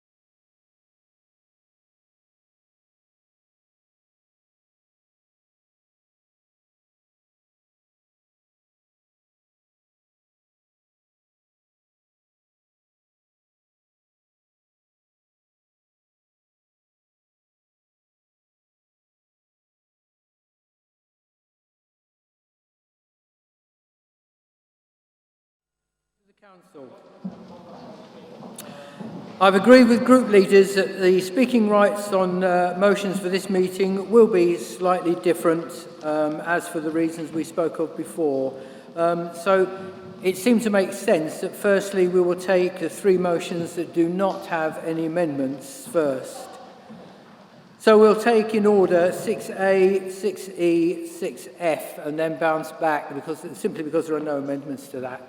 So motion 6A first, and then 6B, 6C and 6D. For motions with no amendments, the mover and seconder will have up to 10 minutes between them. Then we'll have 1 speaker from each of the other groups, if they so wish. And they will have 3 minutes each. The Executive Councillor and the mover of the motions get a right of reply, also up to 3 minutes each, if they so wish. For the motions with amendments, the mover and seconder get up to 10 minutes between them. The proposer and seconder of the amendment, 5 minutes between them. The group that hasn't moved or amended the motion can have 1 speaker and they will get 3 minutes. The Executive Councillor and mover of the original motion gets a right of reply of up to 3 minutes. In that case, I'll now call on Councillor Collis to speak to motion 6A. Councillor Collis. Thank you, Mr. Mayor. So some people will know I've been involved in the food waste movement for almost 10 years now, and I've seen some pretty horrendous examples of how broken our food system is. Things that really have to be seen to be believed, like the supermarket storage room literally packed floor to ceiling with clementines one Christmas, and that is all fruit that wouldn't ever see a shop floor. Like the bin bag full of Venezuelan blueberries that we rescued one Friday, and out of interest decided to calculate the food miles that they travelled. We soon stopped when we realised quite how far that was. And like the 464 packets of hot cross buns that we had to find something to make with because they would otherwise go to waste. And they weren't even in the shops at Easter, so I still don't know why they were in stock. Even so, a cynical old activist like me is still surprised sometimes when I see the scale of the problem. Like I said, our food system is broken. Food waste is, if anything, getting worse, not better. It can and does occur at all 4 stages of the food supply chain: producers, retailers, and consumers, and processors. I'm just going to give you one example. Fish is held to particularly high standards by retailers. They like it to look a certain way.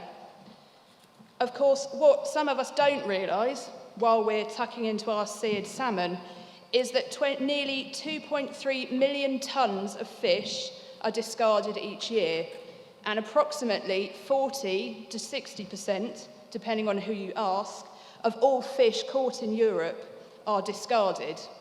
So just thrown in the bin, never get to a dinner table. Of course, we know that food waste is a major contributor to climate change. We know from the recently published report of the United Nations Environment Programme Food Waste Index that if food waste were a country, it would be the 3rd biggest source of greenhouse gas emissions after the USA and China. It is, as the report says, a major factor in the 3 planetary crises of climate change, nature and biodiversity loss, and pollution and waste. Something has got to change. It is changing. There's been some excellent work at national and at local level, including here in Cambridge.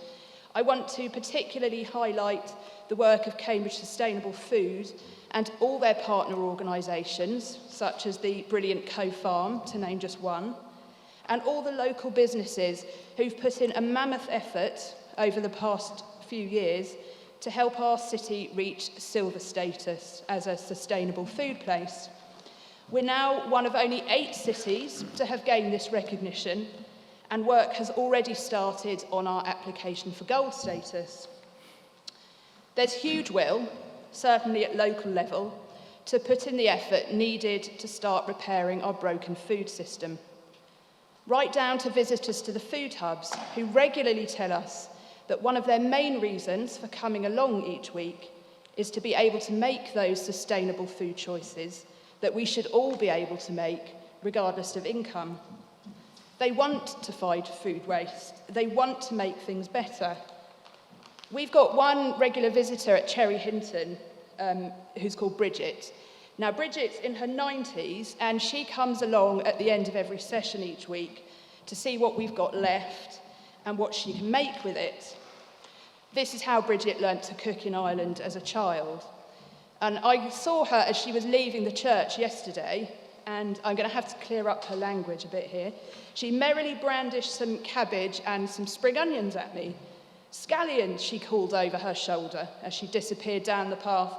Fantastic. I'm off to make some champ. I'll bring you the recipe next week and you can make it up into some cards to give to everyone. Food and access to good food is a gateway to so much more. It builds community. It can bring people together to tackle climate change. This is something they feel they can do. A way for them to make a difference in the face of those huge numbers I mentioned. COP26 later this year presents a unique opportunity to tackle the impact of our food systems on climate change. And yet, food is nowhere to be seen on the agenda. Food waste is still there, though, piled up in supermarket back rooms, hidden out of sight, where international decision makers who will be in Glasgow can't see it and don't have to think about it. We have an opportunity here as a council, by adding our name to the call for action, to put pressure on those governments to act, and to act now before it's too late. And that is why I'm urging you to support this motion. After all, Bridget knows the score, and if a 92-year-old woman can do it, so can COP26.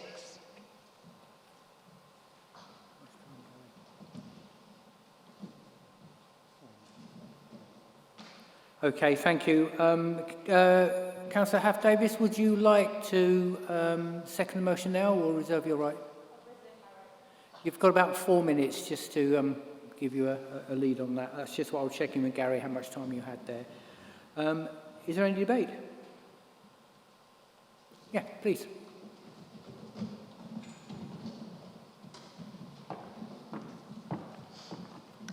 Thank you, Mr Mayor, and I give my thanks and our thanks to Councillor Collis for bringing forward this motion, and our very warm congratulations to the Executive Councillor and Cambridge Sustainable Food for their recent Silver Sustainable Food Place Status Awards, which is certainly warmly deserved. The Glasgow Food and Climate Declaration recognises the cross-sector, multi-governance and multi-actor approach which needs to be established for sustainable and just food systems to exist. And therefore, I think it seems entirely appropriate that the Liberal Democrats will join you in supporting this motion this evening. We think it's very right that your motion refers to the need for this council to work with the combined authority and the county council to address food waste and sustainability locally. And I agree that local government has a huge role to play in tackling climate change and food justice. I was very pleased, and it was topical, to see Liberal Democrat MP Wira Hobhouse today write to Alec Sharma to ask for local and regional governments to be given a seat at the table at COP26. In a letter signed by over 110 Lib Dem councillors from across the country. I'm therefore very glad that this councillor can add an extra one, or having read the agenda ahead, maybe 2 letters to Alec Sharma this evening to keep him as busy as possible in the run-up to COP26 to make sure it's a productive event.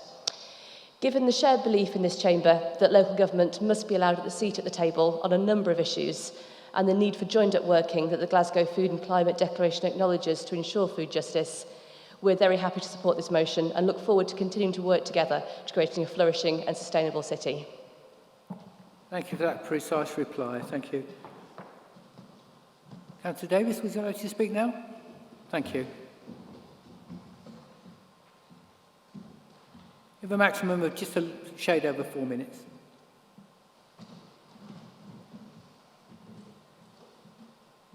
Too many earrings for my mask. Right, thank you. So thank you, Mr Mayor. I'm really honoured to be seconding this really important motion this evening. As we've heard tonight and as set out in the motion itself, the deep-rooted issues with our food systems impact both nature and people, Unsustainable global food systems are contributing to the climate emergency, the biodiversity loss emergency, and are damaging people's health and well-being. We cannot meet the ambitious climate and nature targets that we so urgently need to achieve without changing our food systems and reducing food waste. And as well as the environmental benefits, there are other benefits to our communities from taking these actions too. Lack of access to healthy, sustainable food was a widespread problem before the pandemic, but in the last 18 months, food poverty has skyrocketed as the effects of COVID-19 set in, highlighting the fragility of our food systems and the impact that has on local communities. While 1/3 of all food produced globally is wasted before it even reaches the table, many people do not have access to the food that they need. And we've seen this in Cambridge, and that's why I'm so grateful for the food hubs in place across the city that are helping to provide sustainable and secure food systems on a local level. So many residents use and value the food hubs, including in Abbey, and the benefits are clear to see. It's reliable access to food, it's redistribution, and it's a way of fighting food waste that is effective and accessible to everyone. Reliable, sustainable food affirms people's independence and their dignity. It is a lifeline for families and children and improves health and well-being. And as Councillor Collis said, sustainable food can build a sense of community and ownership too. In a year defined by isolation, people coming together to help ensure fair access to food across the city and tackling food waste has been a brightness. I'd particularly, on this note, like to thank the Abbey Food Hub, Abbey People and Co-Farm for the work they do, and I know that so many Abbey residents are grateful for their contribution. When we have the right policies and systems in place, climate and social justice can go hand in hand, and that's why this motion is so important. It's why we are reaffirming our commitments on a local level and to cooperate with partner agencies, and calling on the government to make reducing food waste a priority at COP26. Thanks. Thank you very much for that. Okay, members, in that case then, we'll go straight to the vote. All those in favour of this motion, please show. I think that's unanimous, Gary. Thank you. Just for for completeness, I will call the others. So, any against? And any abstentions? Thank you very much. That takes us to agenda item 6E. The mover and seconder will again have 10 minutes between them, so I now call on Councillor Copley to speak to the motion.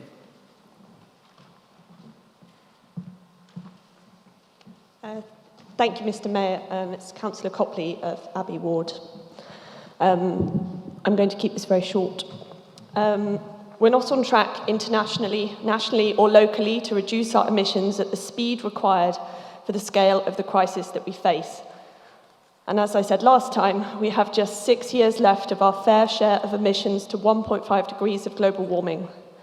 Emissions from transport, buildings and agriculture are not falling at anywhere near the required rate. All of these sectors are place-based. Changes have to be made area by area, street by street, house by house.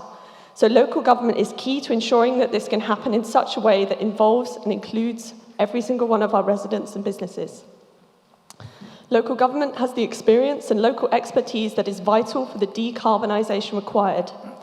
There are huge possibilities for growing local green industries and creating meaningful, well-paid work, which could also help reduce the huge economic inequality we see here in Cambridge. The UK government pledged at COP24 to having domestic institutional arrangements, public participation and engagement with local communities. However, the funding and regulatory framework we contend with is unsuitable and unfit for purpose. There is no appropriate mechanism for getting local government and conflicting government departments in one room to create the funding and policy framework that is desperately needed. This motion calls for a joint local and national task force to be in place by COP26 in November to work together to reach net zero emissions. It is supported by the Local Government Association, the Association of the Directors of Place, and is in line with the recent call by UK 100, which includes our sister council, Cambridgeshire County Council. Thank you, and please support the motion. Thank you very much for that. Councillor Bennett, I have a note that you are seconded. Would you like to speak now or reserve your right?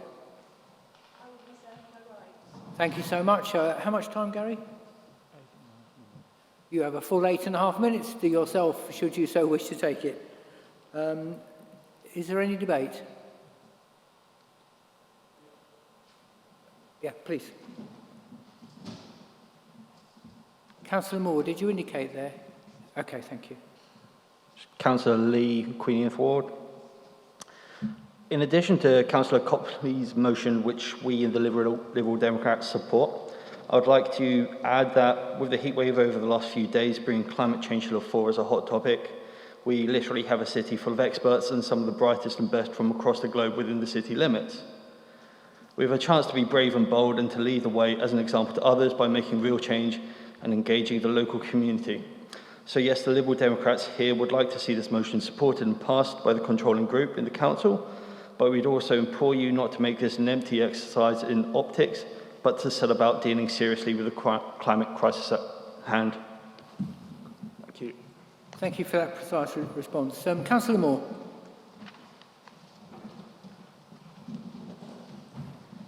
Thank you. We are very happy to support this motion calling for a joint local and national government task force to plan the UK's action to deal with the climate crisis and reach our net zero carbon targets. We desperately need government action to fund the necessary investments, put new stricter legislation in place, and also carry out nationwide campaigns to promote behaviour change in individuals, businesses and organisations. Although we do need government action, we're not simply standing by and waiting for them to act. We called up for the creation of the Cambridgeshire and Peterborough Climate Commission, and we look forward to being active members of the Combined Authorities Climate Cabinet, which was the Commission's suggestion, and we hope that this cabinet will be task-orientated. We're also currently in the process of making our own Cambridge Climate Leaders Group more action-focused, and that Climate Leaders Group has exactly the members that the previous councillor discussed. It is both universities plus all of the major organisations across the city. We also take every opportunity to lobby either on our own or, more effectively, we hope, with partner groups such as UK 100 and other councils. Just yesterday, I spoke to the all-party parliamentary group on environment and sustainability and put forward a number of our requests. However, it does feel sometimes that they fall slightly on deaf ears, and that's why I'm very happy to support this motion for a task force. Thank you. Thank you. Councillor Bennett? Sorry. Is that a no? That's a no. Okay, thank you. In that case, Councillor Coppey, you have the right to reply. Oh, she's just spoken. Oh, okay, thank you. Sorry, it's just a bit hard to hear up here, I'm sorry. In that case, then, we'll go straight to the vote. All those in favour of this motion, please show. That's unanimous. Unanimous. And again, for completeness, I will say any against and any abstentions. Thank you so much. We now move to agenda item 6F. The mover and seconder again will have 10 minutes between them. I now call on Councillor Flaubert to speak to the motion. I believe Councillor Thornborough is seconding this. Councillor Flaubert, Trumpington Ward. I'm a new member of this Council's Planning Committee. I stood for the City Council this year in order to help shape the evolution of our city and stand accountable to the public for the way that I do that. I'm aware that we need more homes for Cambridge to be inclusive. I'm also conscious that we have important local environmental constraints to respect. These are challenging goals to accomplish. However, I am to argue the case of sustainability in development. The meaning of these radical reforms means the delivery of any development will be favoured rather than development that meets community needs. I live in Trumpington, in a community which are the creation of recent planning policies and approvals which were defined here in Cambridge. which despite tightening problems are evidence of a local council at the time led by the Liberal Democrat colleagues, enabling the right sort of development and taking an existing community with them in the process. The challenge can be risen too, and is best done by local people who know their community and act within a democratic framework, listening to local voices. Not everyone loves all of the new development in Cambridge, but few believe it would have been better with less local democratic control. If there is something wrong, it's too much inflexible central government control and not enough power at a local level.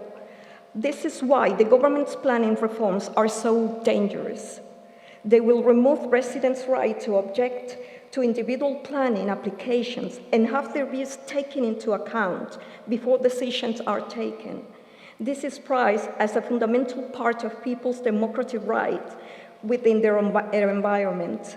It's outrageous that the government should be proposing to take this away.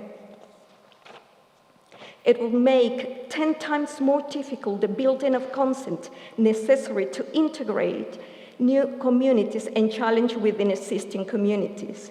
It is also a change which it doesn't remotely address the real issue in our area.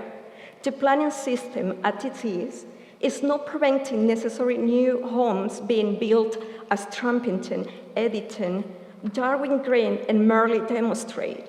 Greater Cambridge has no shortage of developers wanting to put in planning applications.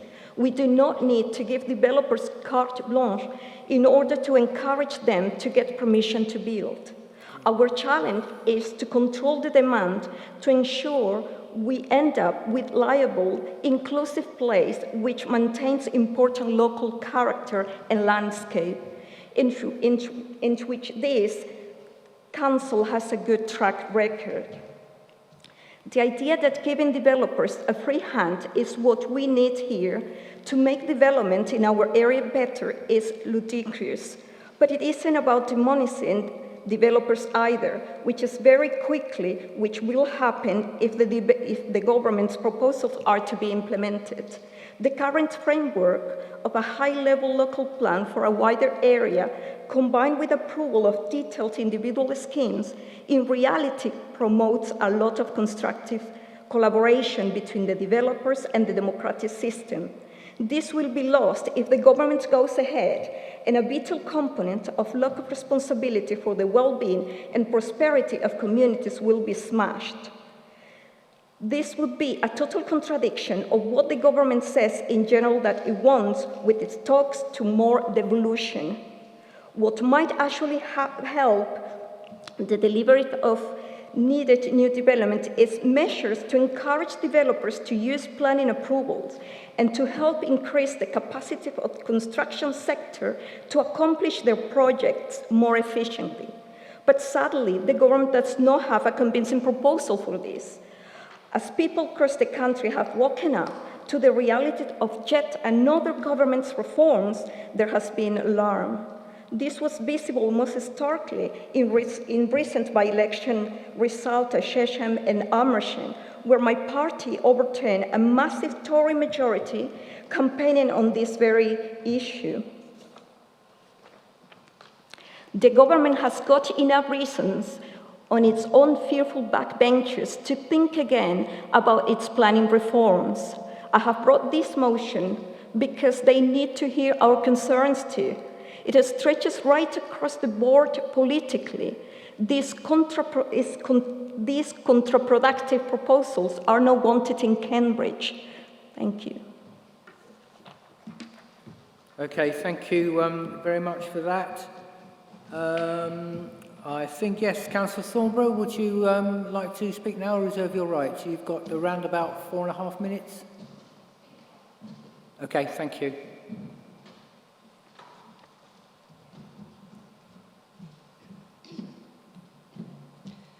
I'd like to start by welcoming Councillor Flaubert's first speech to the Council.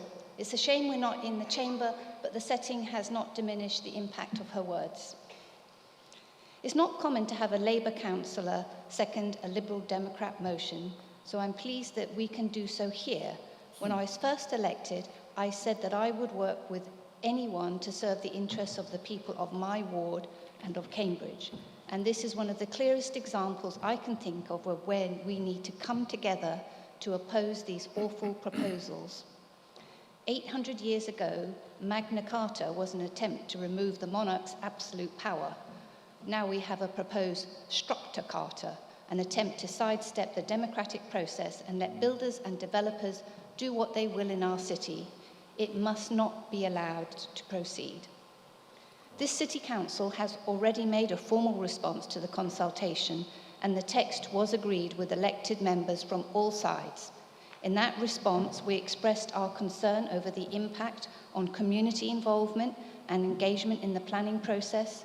We noted that local authorities lacked the capacity to implement and resource the proposal in the very short timescale proposed, and we asked for a wider consultation with input from experts and stakeholders into the proposals that would involve such significant changes to the planning system. As Daniel Zeitner MP pointed out in Westminster just this week, many of us are deeply suspicious of the proposals put forward. As an architect of over 30 years' experience, I know that the planning process can be improved.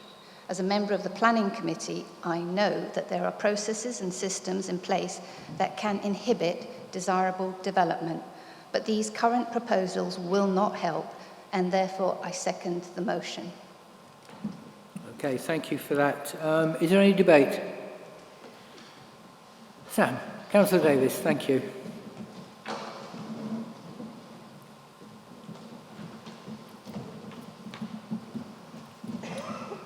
Thank you, Mr. Mayor. The short response from the Green and Independent Group is that we wholeheartedly support this motion. Our slightly longer response is that, in addition to supporting this motion, we would ask Council to reflect on the fact that the Planning White Paper is regrettably not the only example of a proposal where, whether by commission or omission, residents' voices are effectively being sidelined. I refer to the 12-week consultation on the spatial framework for the Oxcam Arc launched by the MCHLG on Tuesday. This consultation relates to development on a potentially huge scale, but to date there has been no City Council press release informing residents why they should participate and how to go about doing so. The Cambridge City Council Twitter account posted a link to the consultation yesterday, which so far has had a grand total of 2 retweets and 1 like. The Green and Independent Group leader's speech at May's Council referred to our commitment to promoting active engagement in local democracy. So in addition to voting for this motion in support of democratically accountable and transparent planning processes, we also ask the City Council to step up its own efforts to promote public awareness of and engagement in the Oxcam Arc consultation and the Arc project more generally.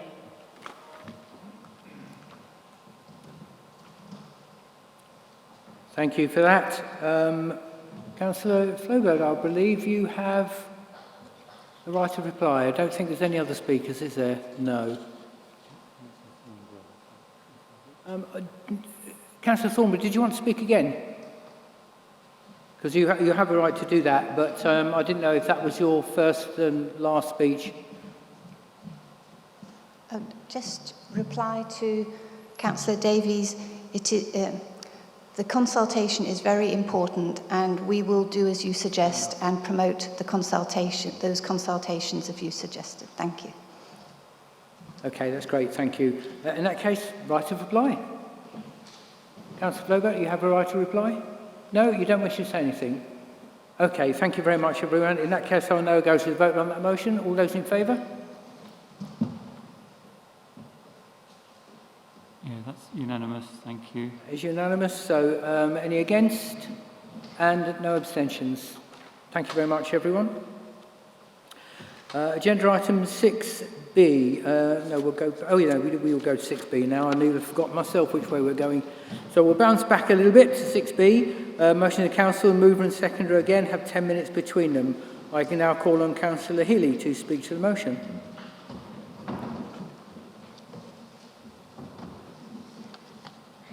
So I'm proposing a motion on the policing bill, which is completing its final stages in the House of Lords at the moment. This bill represents the biggest regression on civil liberties in generations. I don't think there's anything more important that we, as elected representatives, should be focusing on, as it's a significant threat to our democracy. There are two significant aspects of the bill which are most concerning. First, the threat to peaceful assembly and protest, and secondly, the bill specifically targets Gypsy and Traveller communities, effectively criminalising their way of life. In looking at the provisions concerning the right to protest and assemble, they represent an unprecedented extension of policing powers, which would effectively give both the police and government ministers the power to ban peaceful protests. The right to peaceful assembly and protest is a fundamental human right enshrined in international human rights law and can only be restricted in very limited circumstances. The bill sets out to crack down on non-violent dissent, which would also allow police to restrict static assemblies and vigils rather than just moving demonstrations. A picket line outside a workplace, a sit-down protest, or a solidarity vigil, like so many that we've seen in Parker's piece, could all be limited or banned if they're deemed to have an undue impact. There's also a specific section on one-person protests. These laws could well be used even more widely against homeless people, for example. The whole point of a demonstration is to have an impact. If we think of some of the key moments in civil rights history where change has happened, it was through protests, such as the civil rights movement in the US, the suffragettes movement in the UK, or the women's strike in Dagenham factories, which led to the Equal Pay Act for women. This is a really serious criminal offence, which includes fines of up to £10,000 and 10 years in prison for causing serious annoyance, so basically for taking part in a noisy demo. Amnesty International has also warned about the possibility of this leading to prisoners of conscience in this country, where people could be potentially locked up for years for engaging in peaceful protests, the sort of thing we see in dictator regimes in other parts of the world. There's also a huge risk of abuse of powers under the bill, as it gives the Home Secretary unfettered power to define serious disruption without further parliamentary approval. As someone from Derry, I know more than most the consequences of abuse of powers in relation to protests. My family took part in the civil rights demonstration on Bloody Sunday in 1972, where civil rights demonstrators were murdered by the British authorities in the Bogside, just a few streets from my home. This illustrates the very real dangers of executive decision-making without checks and balances in relation to protests. In relation to the police having this significant increase in powers, the big fear also is that they may disproportionately impact on ethnic minority groups who already experience disproportionality in the criminal justice system. Research by the UK Parliament's Joint Committee on Human Rights shows that 85% of black people in this country don't believe that they would be treated the same as white people by the police. The structural inequalities in the criminal justice system must be addressed first, not exacerbated. Part 4 of the bill contains measures specifically targeting Gypsy and Traveller communities, who are some of the most discriminated against and marginalised groups in this country. It's so important that we also raise these concerns on the bill also. I authored the first dedicated human rights report to the UN, specifically focusing on discrimination experienced by Gypsies and Travellers in the UK, which was presented to the UN over 10 years ago. I thought it was bad then, but this is a different level. This is the type of thing that preceded the Holocaust, in criminalising an entire ethnic minority group. The bill targets them by criminalising trespass to land, previously a civil offence. These measures will further exacerbate inequalities and discrimination by pushing them into the criminal justice system, as if travellers cannot pay a fine of £2,500, which most of them, let's face it, won't be able to, then they could be imprisoned for up to 3 months. The existence of encampments needs to be understood in terms of the historic failure of government to properly meet their accommodation needs. In addition, the majority of the police forces and police and crime commissioners who responded to the 2018 Home Office consultation on encampments were against criminalisation of trespass. Just 21% of police bodies supported criminalisation of trespass, with 93% calling for site provision as a solution to unauthorised encampments. It's the national planning framework and government policy on encampments which has led to these adverse outcomes. Despite this difficult national environment, Cambridge City Council has been working with Gypsy Roma traveller communities, and our teams have tried to support them. As Councillor Collis has already indicated today, we do have a protocol in place specifically to ensure the rights of travellers are respected. We do welfare assessments, including looking at medical needs and social care needs, and can put temporary accommodation in place where needed. And informally, we've also put in place flexible agreements on a case-by-case basis when there have been encampments.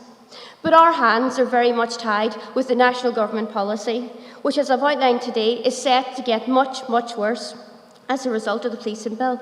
However, we do have an opportunity, once we have the result of the needs assessment, which is currently underway, and with the new arrangements at the County Council, to work with some of our colleagues in other authorities across Cambridgeshire to look at site provision and work in a joined-up way. These conversations are already happening, and I know, for example, Councillor Thornborough has said it's okay for me to share that we've already started having conversations with the Cambridge Biomedical Campus regarding equality adapted parking for travellers, communities who are using the hospital for treatment, and I'll be following up on this as well. But I think it's also really important that as part of this needs assessment that we're really listening to the voices of travellers and their needs. But what's even more shocking about this legislation is it also allows authorities to seize property and caravans, essentially, basically, seizing their homes and all of their entirely world possessions.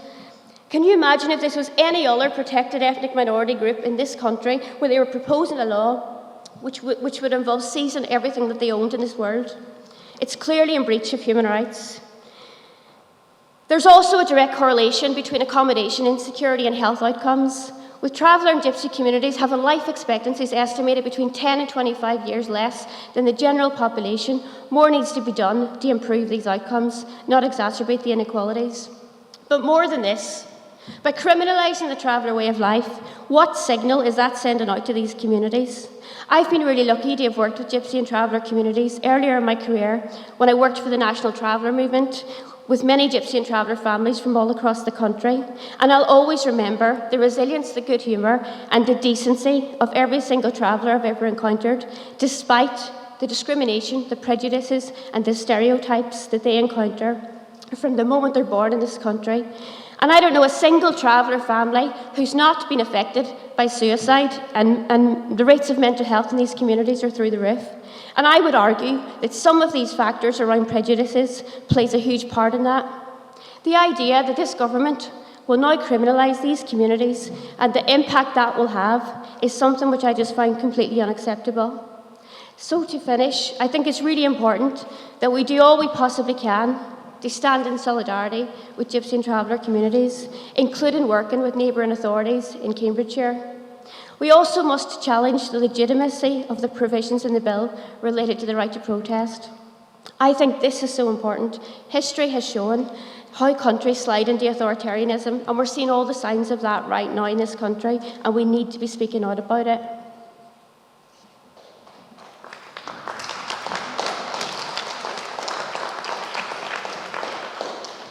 Okay, thank you for that, and congratulations on your first speech, which of course wasn't in the council chamber, but it lost no power for all that. That was a very powerful speech, thank you. Councillor Herbert, would you like to second this motion? We have just under 7 minutes, just over 7 minutes rather, left on the clock. No, 1.5 minutes left. Oh, sorry, 1.5 minutes, sorry, my fault. I read it the wrong way around.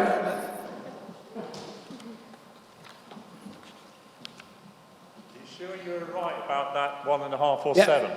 I'm sorry about that, Okay. yeah. It's seven gone and 1.5 to you. Well, 1 now. I'll stop arguing. Thank you, Mayor, and thank you, Mairead Healey, for introducing this issue. Live performance. The policing bill obviously goes wider, and the damage that the government is doing does. If we just look at issues like the breaking up by the Metropolitan Police of a protest by women after the murder of a Metropolitan policeman, by a Metropolitan policeman of an innocent woman, if we look at the false statement by the government that racism in Britain is over when the police continue to pick on black people and other ethnic minorities. This motion essentially focuses on the policing bill. It's not a wide motion about all travellers' issues, but it's quite clear in the east of England that the police already single out travellers. Some travellers from the Fens, from Willingham, Cottenham, even Fen Road get stopped, not because of anything other than the fact that the police recognise their vehicles. And Councillor Healey is absolutely right that this is part of a wider movement against travellers, as was evidenced in the destruction of the traveller community beside Basildon by the then council, which is now an MP for Basildon who relishes in the fact that he destroyed a traveller community. So there is racism in this bill. That is the purpose of this motion.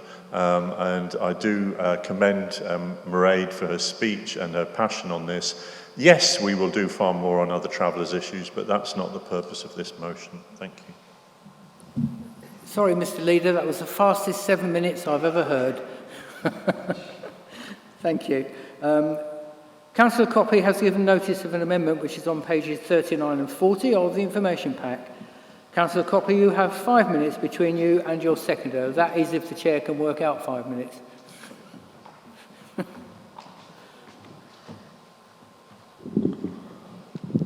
Thank you, Mr. Mayor, and thank you, Councillor Healey, for your excellent speech. The police bill specifically targets gypsy and traveller communities and is extremely likely to pass in Parliament. This amendment proposes 3 specific additional points which I believe will mean that our actions will match the expressed concern and desire to stand in solidarity with traveller and gypsy communities. I will first give some background information about the significant systemic racism that this community faces. Of the 300,000 gypsies and travellers in the United Kingdom, 3/4 live in bricks and mortar, 1/4 live in a caravan or other mobile structure. Legal protection against racial discrimination has not stopped widespread poverty, social exclusion and discrimination, and members of the community face serious lack of authorised stopping places and permanent sites. This means that 3,000 families have no lawful place to stop. The vast majority of travellers stopping on land they do not own would prefer to stop on a socially rented or private site, but can't, and are forced into stopping on unsafe and unsuitable land without facilities, and to face constant evictions. Our city has huge cultural importance through the 800-year-old tradition of Midsummer Fair during the last week of June every year. It consistently attracts travellers from all over England, Wales and Scotland. I will now describe our relationship as a local authority with this community. As the motion states, there has been a historic failure of government to properly meet their accommodation needs. However, the government that is referring to is local authorities, of which we are an example. We as a local authority have the responsibility to provide accommodation needs and identify a 5-year supply of pitches. A recent study in January this year by friends, families and travellers auditing transit sites with available pitches found only 5 sites in the whole of England with available pitches. This clearly demonstrates a chronic shortage and that the system is not fit for purpose. As a result, these 3,000 families who failed to secure a pitch to live on are evicted from pillar to post by means of Section 77 and Section 78 notices, bailiffs and the police. Last year, Cambridge News reported that Cambridge City Council conducted 5 evictions of unauthorised camps between March and July, reporting this was against government advice on mitigations during COVID. Several of these evictions involved the same extended traveller family of 36 people, including 20 children, a newborn and a heavily pregnant mum. The same article reported that Cambridge City Council was the only local authority to conduct evictions during the first lockdown. What we need is a change of approach. A well-known negotiated stopping policy in Leeds uses negotiation rather than eviction and results in better social outcomes for gypsies and travellers and savings to the public purse.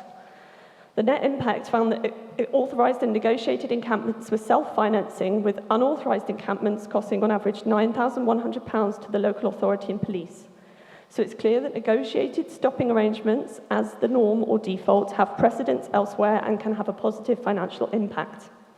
My first proposal is therefore that we change our approach towards gypsies and travellers to prioritise provision of sites and negotiated stopping arrangements, which is the recommendation of both family, friends and travellers and 93% of police bodies responding to the Home Office consultation.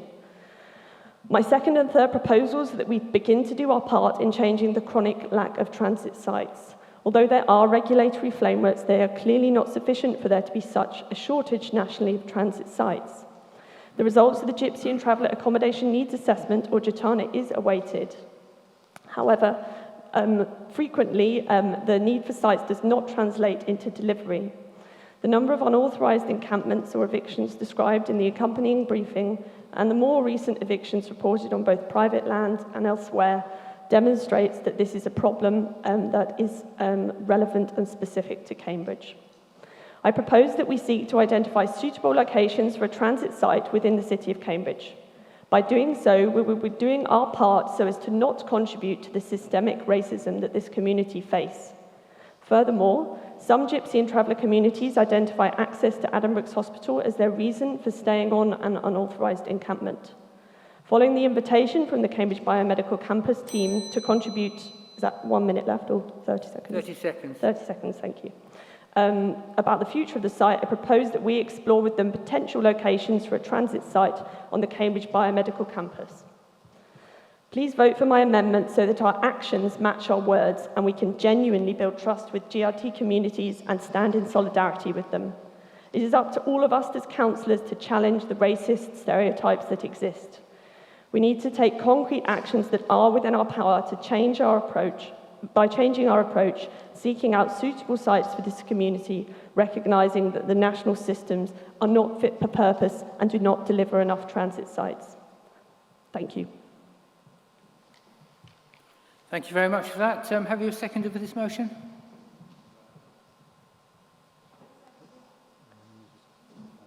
Oh, sorry, Councillor Bennett, that was yourself. I'm afraid there's no time left to speak on that. Thank you very much for seconding. Is there any debate? Councillor Deal.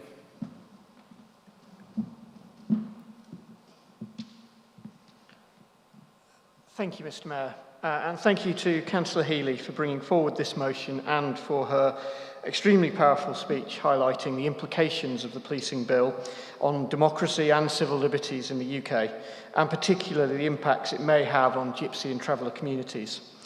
If it had been enacted before 2019, under this legislation, myself and I think many others here could actually be serving 10-year prison sentences for turning up to London with 1 million of our friends to protest about Brexit, and causing serious annoyance as it legislates to our Prime Minister and his followers.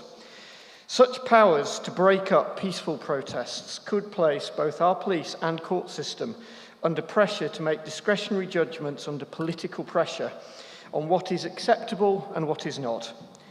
The police do not need such powers and additional pressures, they need additional resources, which is something that the current national government has repeatedly failed to deliver. However, risks to people like myself are probably in the long term, and I think the motion correctly focuses on the most immediate threat to the GRT community.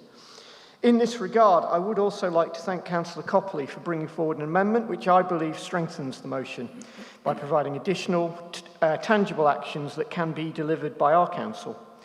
Having worked with my own community, the police and council officers on issues that would be directly impacted by this legislation, I am very aware of the complexities and challenges.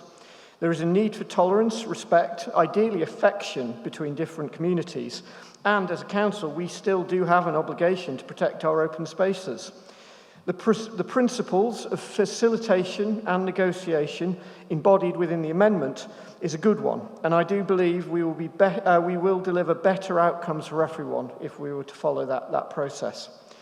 I think, therefore, that it is also right that we harness the cross-party support on this matter, evidenced here today quite passionately, to come together and discuss further how we do address the issues of transit sites, both for access to key facilities like Addenbrooke's and to support the heritage access across our city. My group will therefore be supporting the motion and its proposed amendment, and we are keen to continue supporting the development of plans and policies as we go forward. Thank you. Thank you very much. In that case, Councillor Collis, as Executive Councillor, you have the right to reply, as does Councillor Healey after you. Councillor Healey, last word to you. Thank you, Mr. Mayor. I believe, was it 3 minutes? Yes, I'm sorry, I should have said that. Yes, 3 minutes for each of you. Thank you. Okay. Thank you very much, Mr. Mayor. I'm not going to take up too much time here, and I'm certainly going to defer to Councillor Healey's extensive experience and expertise in working with the GRT community. What I want to do, however, is to highlight just some of the initiatives that we've introduced as a council to support our GRT neighbours. Councillor Copley mentioned evictions, and I refer her to my earlier answer to the public question about evictions and the sourcing of alternative accommodation and the site at the depot. We've also introduced compulsory awareness training for all councillors in the equalities experienced by GRT communities. And I think I probably speak for many colleagues in this room when I say that it was one of the best, if not the best, most impactful training that we've ever had. I can see some nods. We've also introduced a GRT History Month here in Cambridge to help raise awareness across the city and ideally to lessen conflict between communities. As I mentioned earlier, during COVID, when there had been previously no provision for GRT families to self-isolate in Cambridgeshire, we followed the public health advice and also the needs of the GRT community by providing a site where they could be directed to self-isolate if needed, and therefore managing the risk to both themselves and to others. This site is now modified and available both to us and also to neighbouring local authorities as needed, and it was prepared on agreement by the Vulnerable People Group at the County Council, funding it from COVID-specific county budgets. These are just 3 examples of how we are continuing to work to support the GRT community. We are certainly not removing sites, which I believe happened some years ago in Trumpington. We recognise that this is the start of a journey.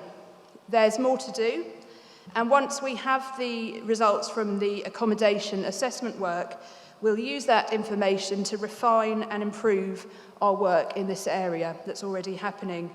It's going to be hard to fight the tide introduced by this bill, but fight it we must, and fight it we most certainly will. Thank you very much for that. Councillor Healey, last word. So first, in relation to the proposed amendment to my motion, I'll keep it brief, as I'm conscious we still have a lot more business to get through tonight.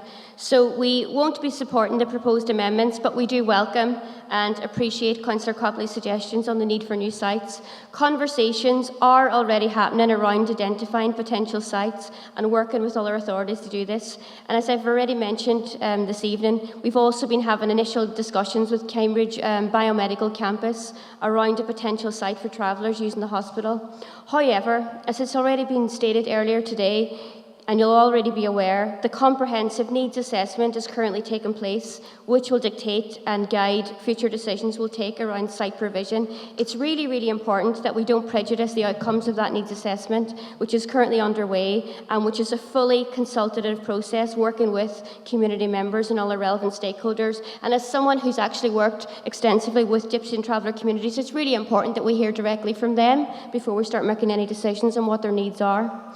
And just one clarification I'd like to note in relation to the first proposed amendment. I think it's really important to clarify that our approach as a council in responding to encampments is not one which is enforcement focused, but it's always been prioritising the well-being of travellers and gypsies and seeking to provide support and identify welfare needs as a priority when we've had encampments, rather than primarily focus on enforcement as has been suggested. So I think that's important to have on the record. So for these reasons we won't be supporting the amendment, but as I said, we are grateful for Councillor Copley's suggestions and happy to continue discussions with her outside this meeting. In returning to the original motion, thank you to colleagues who've spoken in favour. These issues are bigger than party politics, and we must all work together across the party divide to speak out on these significant threats to all of our civil liberties. This bill will be passed shortly, there's no doubt about that, and there'll be grave consequences arising from this for all of us in generations to come. And I hope we can all be united in responding to the resulting effects on the people of Cambridge. And I'm really glad also that all the parties in this room opposed the bill in the House of Commons. What's really important here is we must not forget the human aspect of all of this, as I've mentioned, on gypsy and traveller communities in particular, in terms of the impact on these communities of criminalising their way of life and further stigmatising them. The consequences of these measures will be absolutely devastating for gypsy and traveller families, suddenly who could potentially be without a home or possessions, and with a lead family member potentially thrown into the criminal justice system and their children also at risk of entering the care system. As I've already said, I'm very personally committed to working with GRT communities, and I'll do all that I can as the lead councillor for equalities within my powers, working with executive councillors. And I know others, such as Councillor Jerry Bird, have also been supporting these communities for several years. And it's important to acknowledge that as well. But we must all play our part in helping to reduce the discrimination and prejudices that these communities continue to face, and we need to work together collaboratively on it. Thank you very much for that. That will take us to the vote now. I'll go to the vote on the amendment, please. Can I see those in favour of the amendment? Okay, so that's 12. And those against? That's 20. And any abstentions, please? Thank you so much. That takes us to the vote on the unamended motion as unamended. Those in favour of that motion as unamended, please show. So that's unanimous, thank you. Just for completeness, those against? And any abstentions? Thank you so much. Thank you, everyone. That takes us to agenda item 6C. The mover and the seconder again will have 10 minutes between them. May I call now on Councillor Pora to speak to the motion. Thank you, Mr. Mayor. I'm hoping that's working. So I've put this motion to Council today as I want us to move forward quickly and effectively to stop pesticide use across our city. It's something that we all agreed on 2 years ago in 2019 when we unanimously voted for the biodiversity motion. And whilst progress has been made on our open spaces, we need to stop this on verges, roads and pavements. So far we've only done half the job. As you will see, I hope you'll understand that this motion provides a realistic and evidence-based way forward. We are not asking the ruling group to stop it immediately, though we note it is disappointing that since 2019, it's only now we appear to be investigating alternatives. And I should, of course, make clear that should the ruling group wish to expand the trial to more than 2 wards, we are more than happy with that, and there will be no objections from us. This motion seeks to start a trial immediately in 2 wards, and I know that my fellow Liberal Democrat Newnham councillors are keen to propose their ward for this, and I hope that Councillors Copley and Bennett will agree that Abbey looks like a very good candidate for the other, and I hope that Labour members in those wards might be able to support that as well. This seeks to publicise spraying dates and data, and to involve all our communities across our wards in moving towards a pesticide-free city. It allows for exceptions for things like Japanese knotweed, and it ensures that we are transparent about when this needs to be used so the public are aware. And it asks to bring the issue back to scrutiny for one of our committees as a routine part of the democratic process. Obviously, I'm going to urge you all to support it. It's my motion. We put forward this motion, having worked really closely with Pesticide-Free Cambridge, to look at a positive way to take this forward. And having heard the Executive Councillors encouraging responses at the recent Environment and Community Scrutiny Committee. Therefore, we are disappointed that the amendment removes the concrete commitments to the date of a ward trial this year, as we feel very strongly that this needs to start now. We are not proposing any changes to what residents will find on their pavements. The plants will still be removed, but just not without the horrible chemicals. And I'm not sure I've met any residents who are objecting to that. There are a few other key points I'd like to highlight, and which I feel have been weakened by this amendment, as the proposed wording is a lot more woolly now. We have mays and explores and no clear commitments. Firstly, and really importantly, the publication of information for residents across the city of when this and future years plant-killing treatments are planned does need to be actioned now and at least put on the council's website. This allows for the openness and transparency we'd expect and alerts residents to the fact that once treated, it can take several days for it to be evidenced, whilst people, children, pets are playing and touching these chemicals. As we state in our motion, we'd like this to then be rolled out across the city in future years with actual physical notification. I found this out the hard way myself. I live in a terraced house in Market with no front garden, and it was only several days after the council had sprayed the greenery outside my front door that I realised.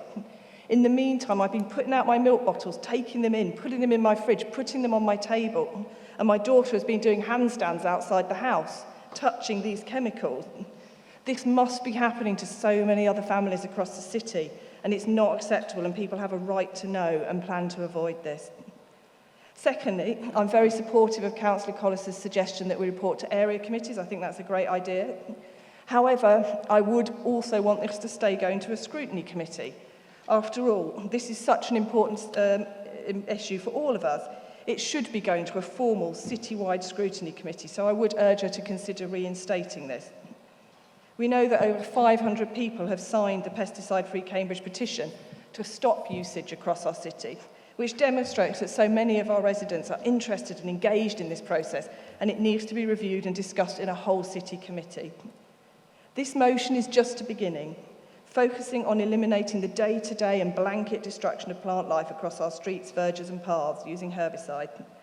It is sometimes said that it's only done where required, spot checks, but this is not my experience in my streets, and it's not that of many residents who contacted me. So I would urge you to support this motion unamended to allow our city to start leading on this issue instead of following. Thank you very much, Mr. Mayor. Thank you. Have a seconder for this motion? Thank you very much. Do you wish to speak now? Okay, about 6 minutes. That's if I can do the sums this time. Can take some living that down, aren't I? Councillor Collis has given notice of an amendment which is on page 41 to 42 of the information pack. You have 5 minutes between you and your seconder. Thank you very much.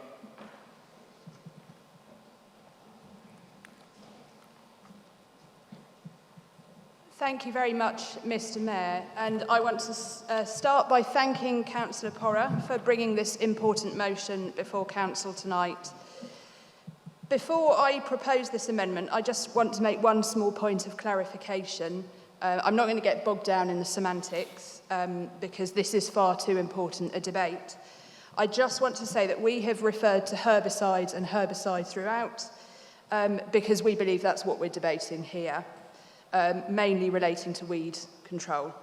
Pesticides, of course, are a wider category, and our references throughout are to herbicides as a subcategory of those pesticides. But anyway, let's move on to the main issues. I firmly believe that everyone in this room, councillors of all parties and also of none, can agree on the importance of addressing the biodiversity and climate emergencies, and also of the positive part that making Cambridge a herbicide-free city can play in this. We all, both as ward councillors and as residents, have a responsibility and an interest in looking after our environment and to do whatever we can to make any small changes that we can to safeguard it. At this point, I want particularly to thank groups including Julia and Ben from Pesticide-Free Cambridge. I think we both agree, Councillor Porra and I, that their expertise and contributions to the debate will only help improve our approach as a council. Collectively, we have a real opportunity here to make a positive change. So I think we're all agreed on the aims. The main point of difference between our amendment and Councillor Porra's original motion is in the objectives and how we see the steps needed to achieve this shared vision. I believe our amendment actually strengthens the original motion. We are being open, and we are happy to commit to more communication on herbicide use. If I can address some of the suggestions that Councillor Porr has made, some of this work is already happening, or there is already existing capacity that means it can easily be achieved. I think there are some quick wins here, such as the commitment of officer time to working with community groups who wish to volunteer to keep their streets herbicide-free. This could easily be incorporated into the existing Streets and Open Spaces volunteer programme. Also, we already have records of the amount of herbicide used each month and the cost to the council, and I think we could easily publish that. Like I said, I'm very open to more communication. I've already started working with officers to identify 2 potential areas of the city where we could run a herbicide-free trial period. This could provide us with invaluable information that we just don't have at the moment to start the trials now, on what works and what doesn't. If we're going to do it, let's do it right. An approach that works in Newnham, for example, as the operatives have told me, wouldn't necessarily work in Abbey, to reference the wards you talked about. Before we commit to this trial, we need to make a full assessment of what resources would be needed for that trial. And when I say this may include additional signage, what I mean is that there might be more that we need. Website information, films, workshops, we could get really creative with this. So this leads me on to what I think is one of the key considerations, which is communication. How do we get information to residents? How do we get the buy-in that we're going to need to make this work? Many communities are already on board, but not necessarily all of them. I think we all agree we need to get this right. So I want us to work through a thorough plan of all the resources needed, including communications, before we start any trial.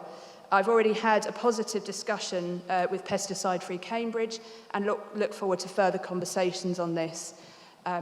Happy to include you in that as well, Councillor Porr. Let's also continue to assess the full range of weed control options, not just brush cleaning equipment, and see what works where in different wards. Like I say, if we're doing this, let's go all in.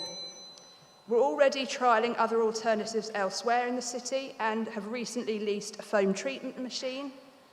So we're going to see how effective that is. There's a lot of potential here to make a really positive difference to our environment. And our amendment sets out the additional practical steps that will help to achieve Councillor Porr's aims without altering them. So I urge Council to support this amendment. Seconder for that amendment? Councillor Scott, I believe.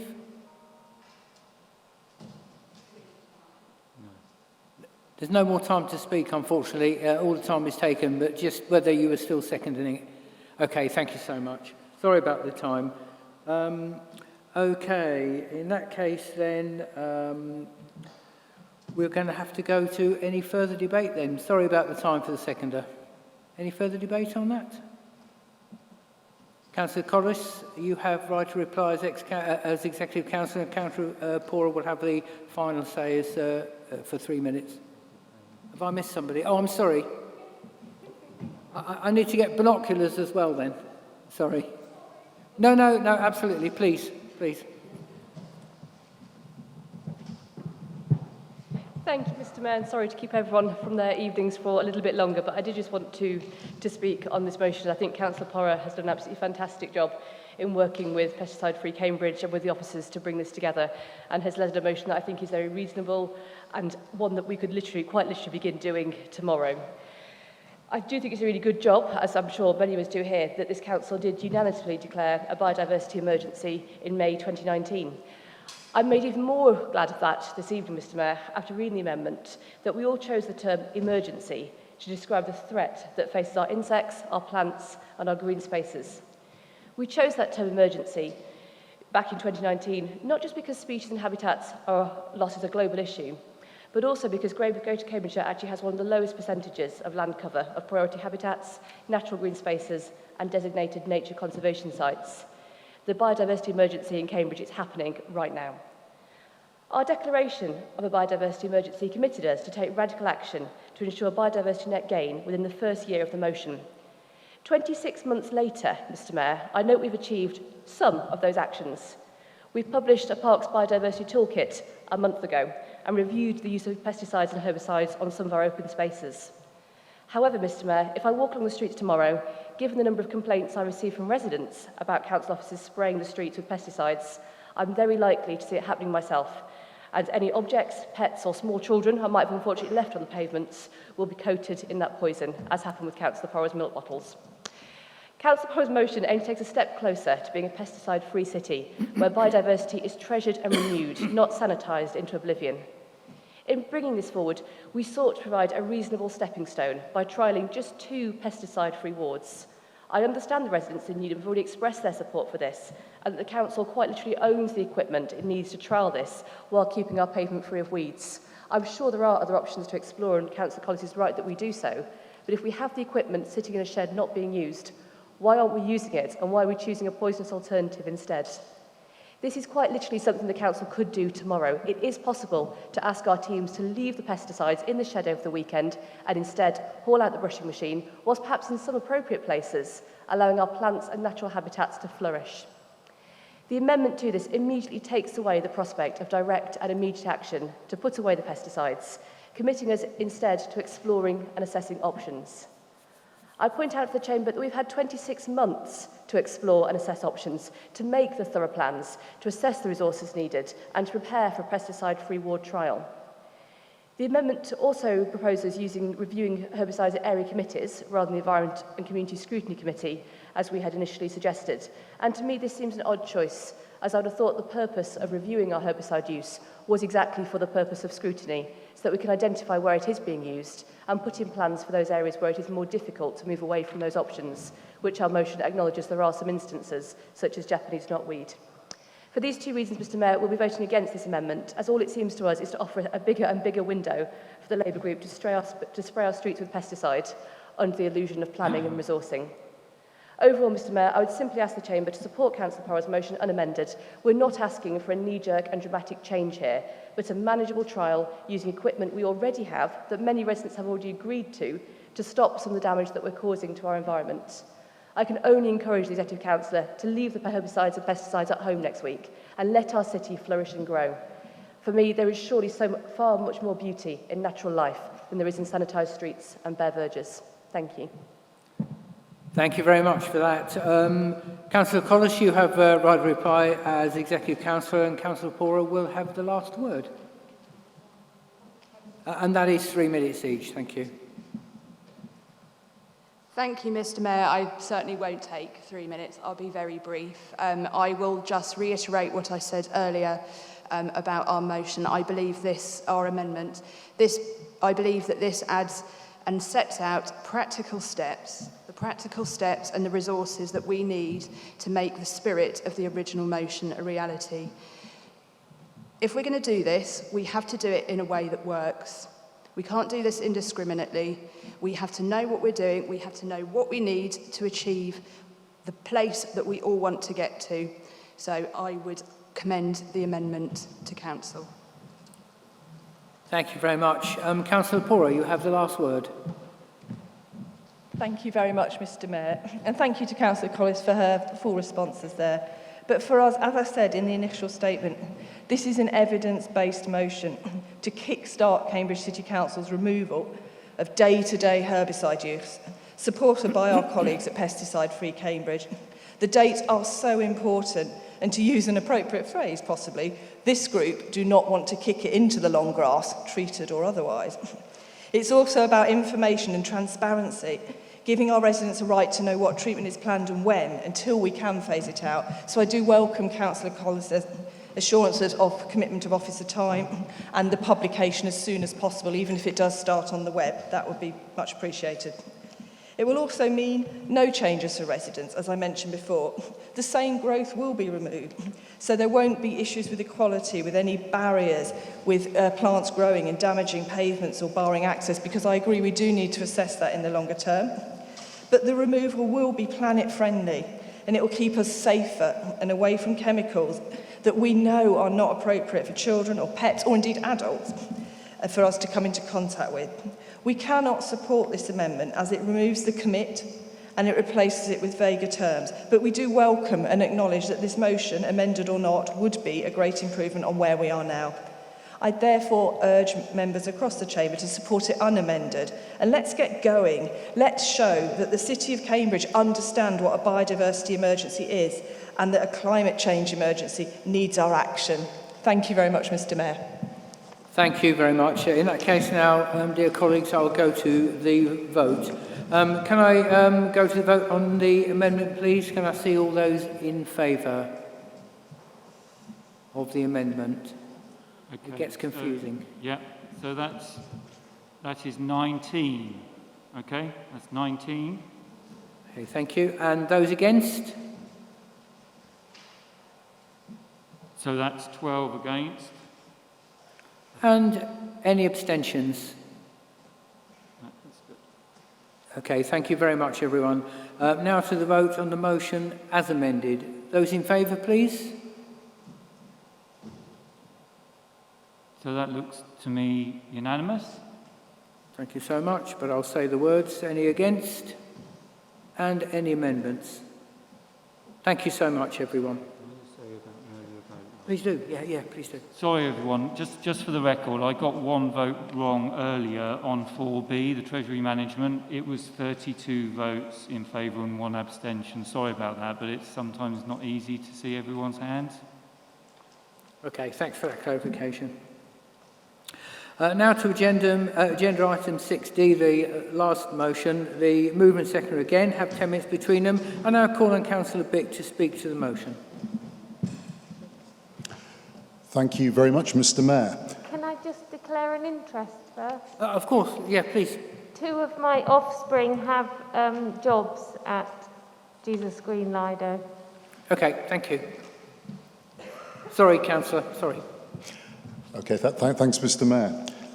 With the Jesus Green Lido, we in Cambridge are all the fortunate hosts of a truly fantastic facility. It's a survivor of the closure of many open-air pools around the country when fashion turned to indoor pools. It's the joint longest pool in the UK, imitating the unconstrained experience of river swimming, which it's obviously right next to. And even in this year, 2 years from its centenary, it appears in the National Geographic's list of the best 20 outdoor pools in the UK. It's an amenity we should be very proud of and really ensure we make the most of. If nothing else, I hope this motion adds to interest in the Lido and the pursuit of outdoor swimming at whatever time of year. Interest and participation in open-air swimming has been growing again over recent years, and the pandemic and the lockdowns have accelerated this in common with lots of other open-air activities in a real renewal of many people's relationship with physical exercise and the outdoors. This is something we as a council should be strongly encouraging if we want to promote community well-being. When residents approached me about this, quite by coincidence, they found themselves talking to someone who is himself a recent convert to Lido swimming.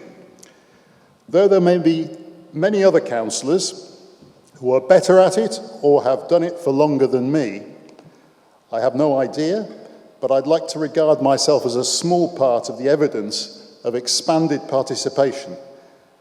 I think it's a fantastic experience and one that I hadn't expected before trying it. I would thoroughly recommend it.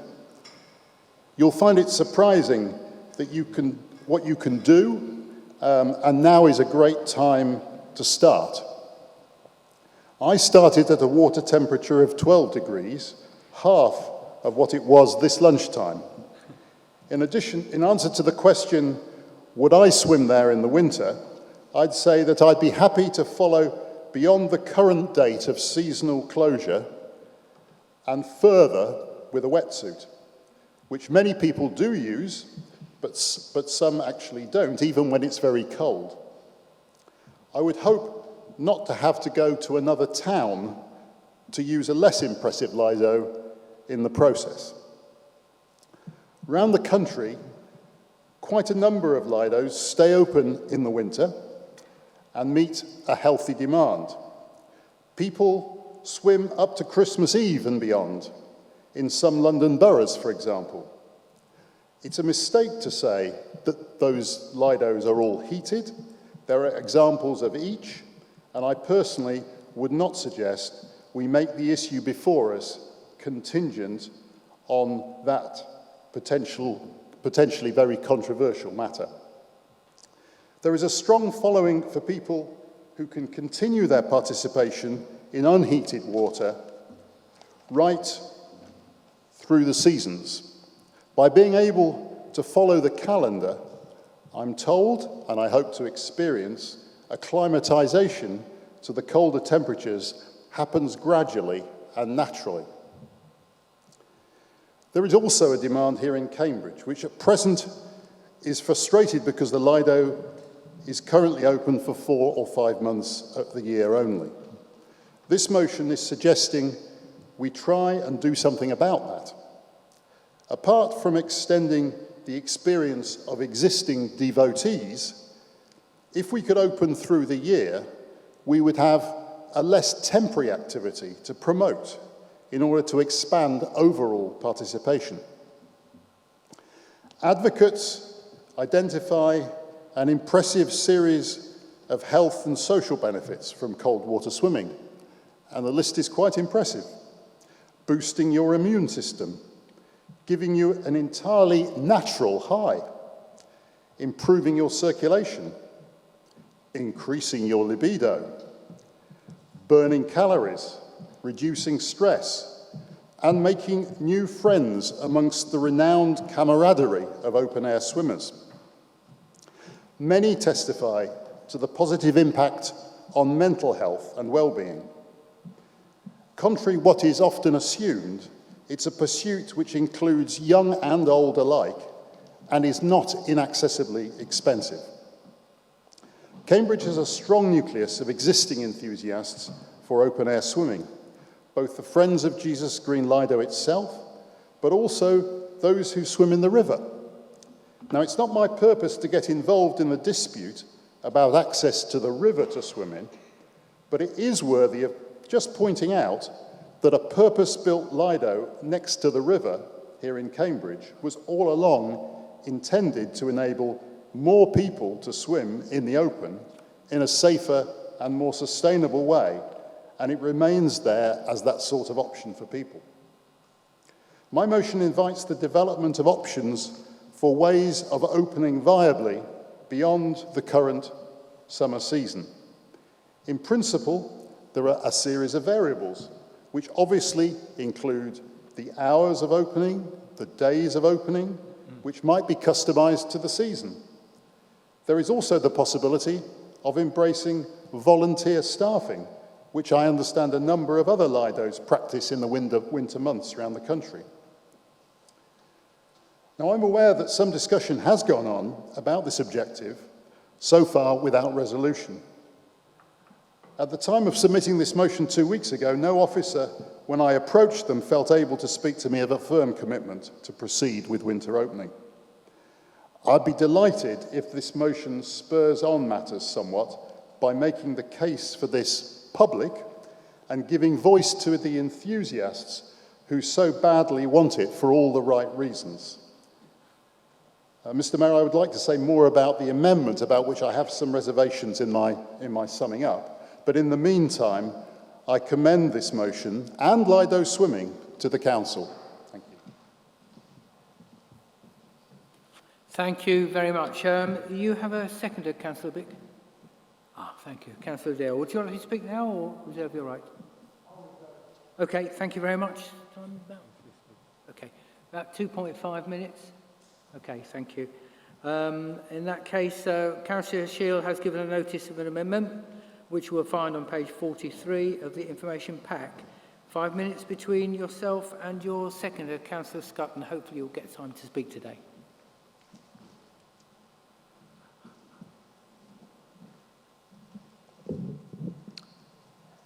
Well, thank you, Mr. Mayor.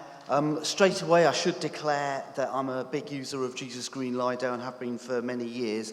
So I should declare that interest, but I hope it also gives me a vantage point. Also want to thank GLL for bringing the suggestion forward to us in April, and to the Deputy Leader, Councillor Anna Smith, for working so hard with officers to start that work, but also to Richard Johnson, who was exploring these options 2 years ago. I'm grateful to him as well. I also want to pay tribute to the GLL staff on the ground at Jesus Green for making a COVID-secure operation through the era of the pandemic. And they will walk and talk you through how to use the booking app if you need help. I did, and when I got stuck, I just gave them my phone, and they did it for me, bless. And so I have a really good experience in terms of, customer service down there, and adds to a nice atmosphere.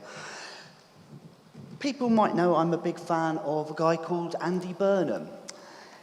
Andy Burnham, on one of his trips to Cambridge, was convening for us a workshop on the future of health and social care.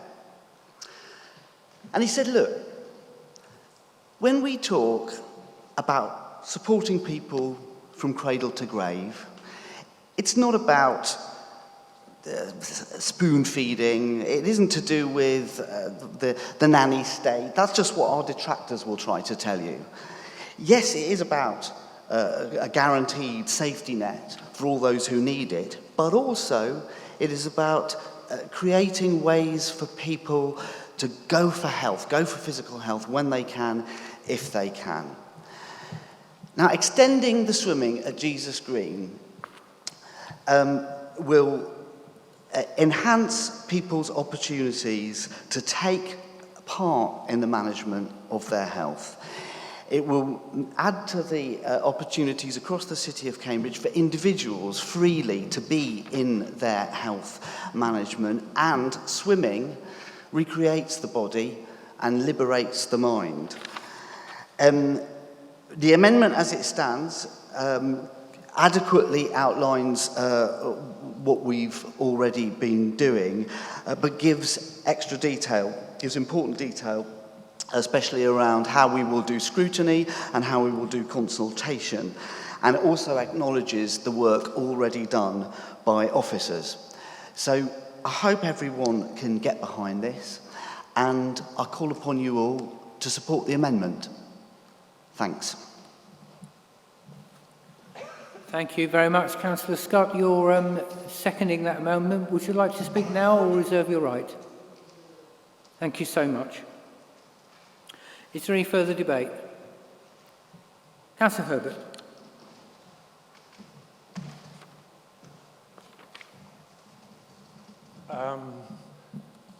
I'm glad that Councillor Bick brought this issue to the council chamber, but I do think it is a little disingenuous to suggest that this is a new idea, because the opening, and I didn't see Councillor Bick there on the 2nd of April when I did my 8 lengths. The opening this April was part of an effort which had occurred last year as well, and I was there at the first day last year.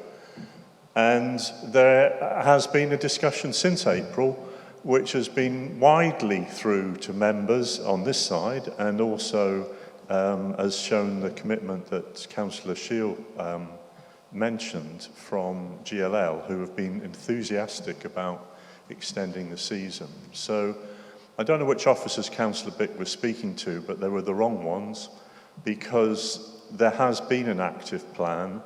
There is a determination to extend the season. And we look forward to everybody supporting the principle today. It is possible to swim in the Cam. I watched another councillor that's here swim on Boxing Day. I would not go in when it was 4 degrees. I think there are limits.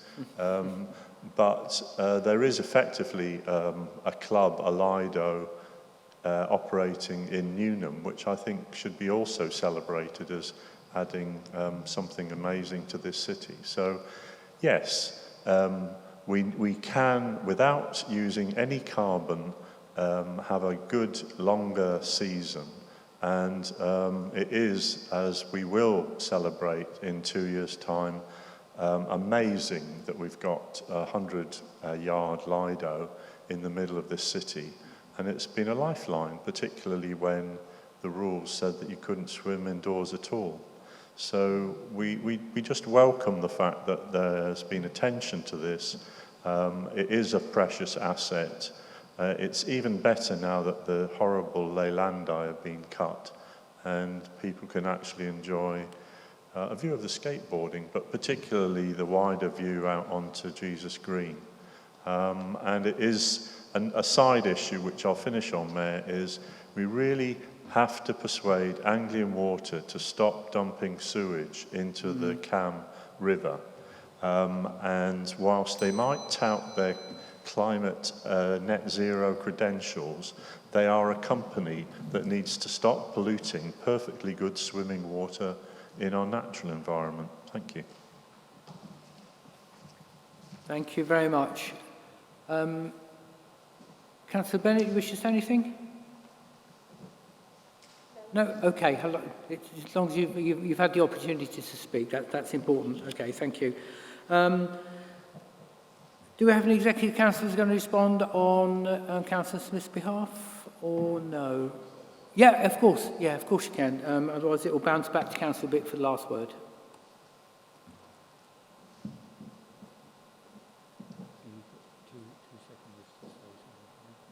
Yeah, that's. Jocelyn didn't want to speak. Did you want to speak? Oh, you did want to speak. Oh, I'm sorry. My error. I thought you said you didn't want to speak. Sorry, it's hard to hear up here. So, sorry, please, whenever you're ready. Yeah, you've got 2 minutes there, Jocelyn. Sorry, it's difficult. It's difficult to hear up here. Yes, thank you.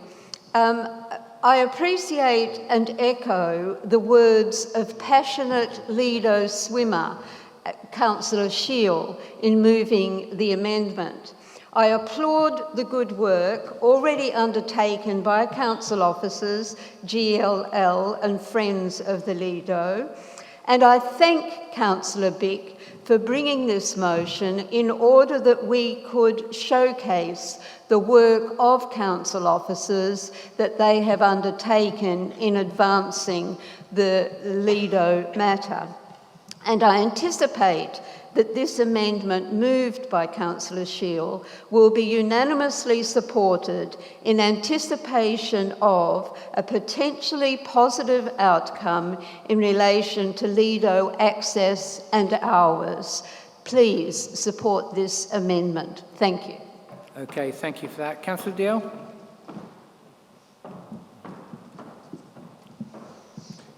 Thank you, Mr. Mayor. I will try and be brief. It seems to be getting quite competitive, so I should probably openly admit I have yet to swim in the Lido, but I think what I would note is after the events of the last year and following the interesting aspects of this debate, certainly I've never felt more tempted, and if from the sounds of it, if I'm going to be ready for the winter months, I am best to start soon. Yes, I know as a fact from residents who've also made representations to me on this, I'm sure others have received that in this room, that an opening would be very warmly received. The one thing I would note really is I think it would be great. It feels like there's a little bit of uncertainty over whether we can go ahead this autumn. But I think something that Councillor Bick did highlight is that this is a really kind of golden opportunity. This is a time, because of everything we've been through, where this is really in the front of people's minds.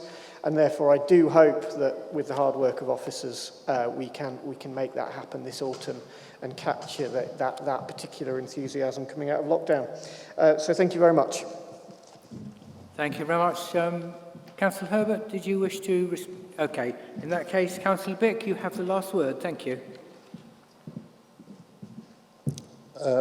As I said earlier, Mr. Mayor, I hope this discussion sends out positive messages about the Lido and the benefits of open-air swimming. I'll also be pleased if it gives some focus, as it appears to have done, and some determination to bring a successful conclusion to the discussions which, as we've heard, have been going on for some quite long time. The amendment, however, raises with me some concerns and some hopes. Hopes because it does appear to promise a plan for the coming winter, but concerns because it does qualify what is proposed in the motion, both by removing the transparency of sharing options and by, most importantly, constraining any solution to existing contractual arrangements. And I'm told that the existing contract only requires GLL to keep the Lido open from mid-May to mid-September. So this part of the amendment looks to circumvent progress rather than enable it. And at the very least, if that was a mistake, I don't know, but it does appear to muddy the waters. All this may turn out to be okay, and I hope it does if I hear the tone of members opposite, but clearly there is some suspicion aroused because the clearest positive response to this motion would have been, yes, we agree, vote for it and get on with defining the options and making a decision. And it's important to note that, that the intention was clearly not to do that. So excuse me if I suspend judgment on the amendment itself and abstain on that because I think it potentially limits the purpose of the motion. I cannot, in all honesty, say the motion is better if amended as proposed. I'm very happy for this to be proved okay in the course of time, and we'll no doubt see. But the proof of what happens after this isn't the words of the amendment, which sadly introduce a cloud of uncertainty over what might actually happen. So I will be abstaining on the amendment. Thank you. Okay, thank you very much. In that case, I'll now go to the vote on the amendment. Please can I see those in favour? So that's 20. And Sam at the back. Yes. Yeah, okay, thank you. And those against? 2. Thank you very much. And abstentions, please. So that's 10. Yeah. And I now go to vote on the motion as amended. All those in favour, please. I think that's everyone. So do I, but I'll say the words. Any against? Any abstentions? Thank you so much. To just note the written questions and answers provided under item 7 in your packs, please. I'd just like to say that thank you so much for such cooperation and being able to conclude the meeting in the way that we have. And I understand that it has stifled debate a little bit, but thank you so much for sticking with us. Could I just ask that you take all papers with you, because Gary doesn't have the facilities to shift them all from here back into the Guildhall. That would be extremely helpful. So everybody have a very safe journey home, and if we don't see you before, it will be Thursday the 21st of October will be our next meeting. With a bit of luck, we'll be next door. Thank you so much, everyone.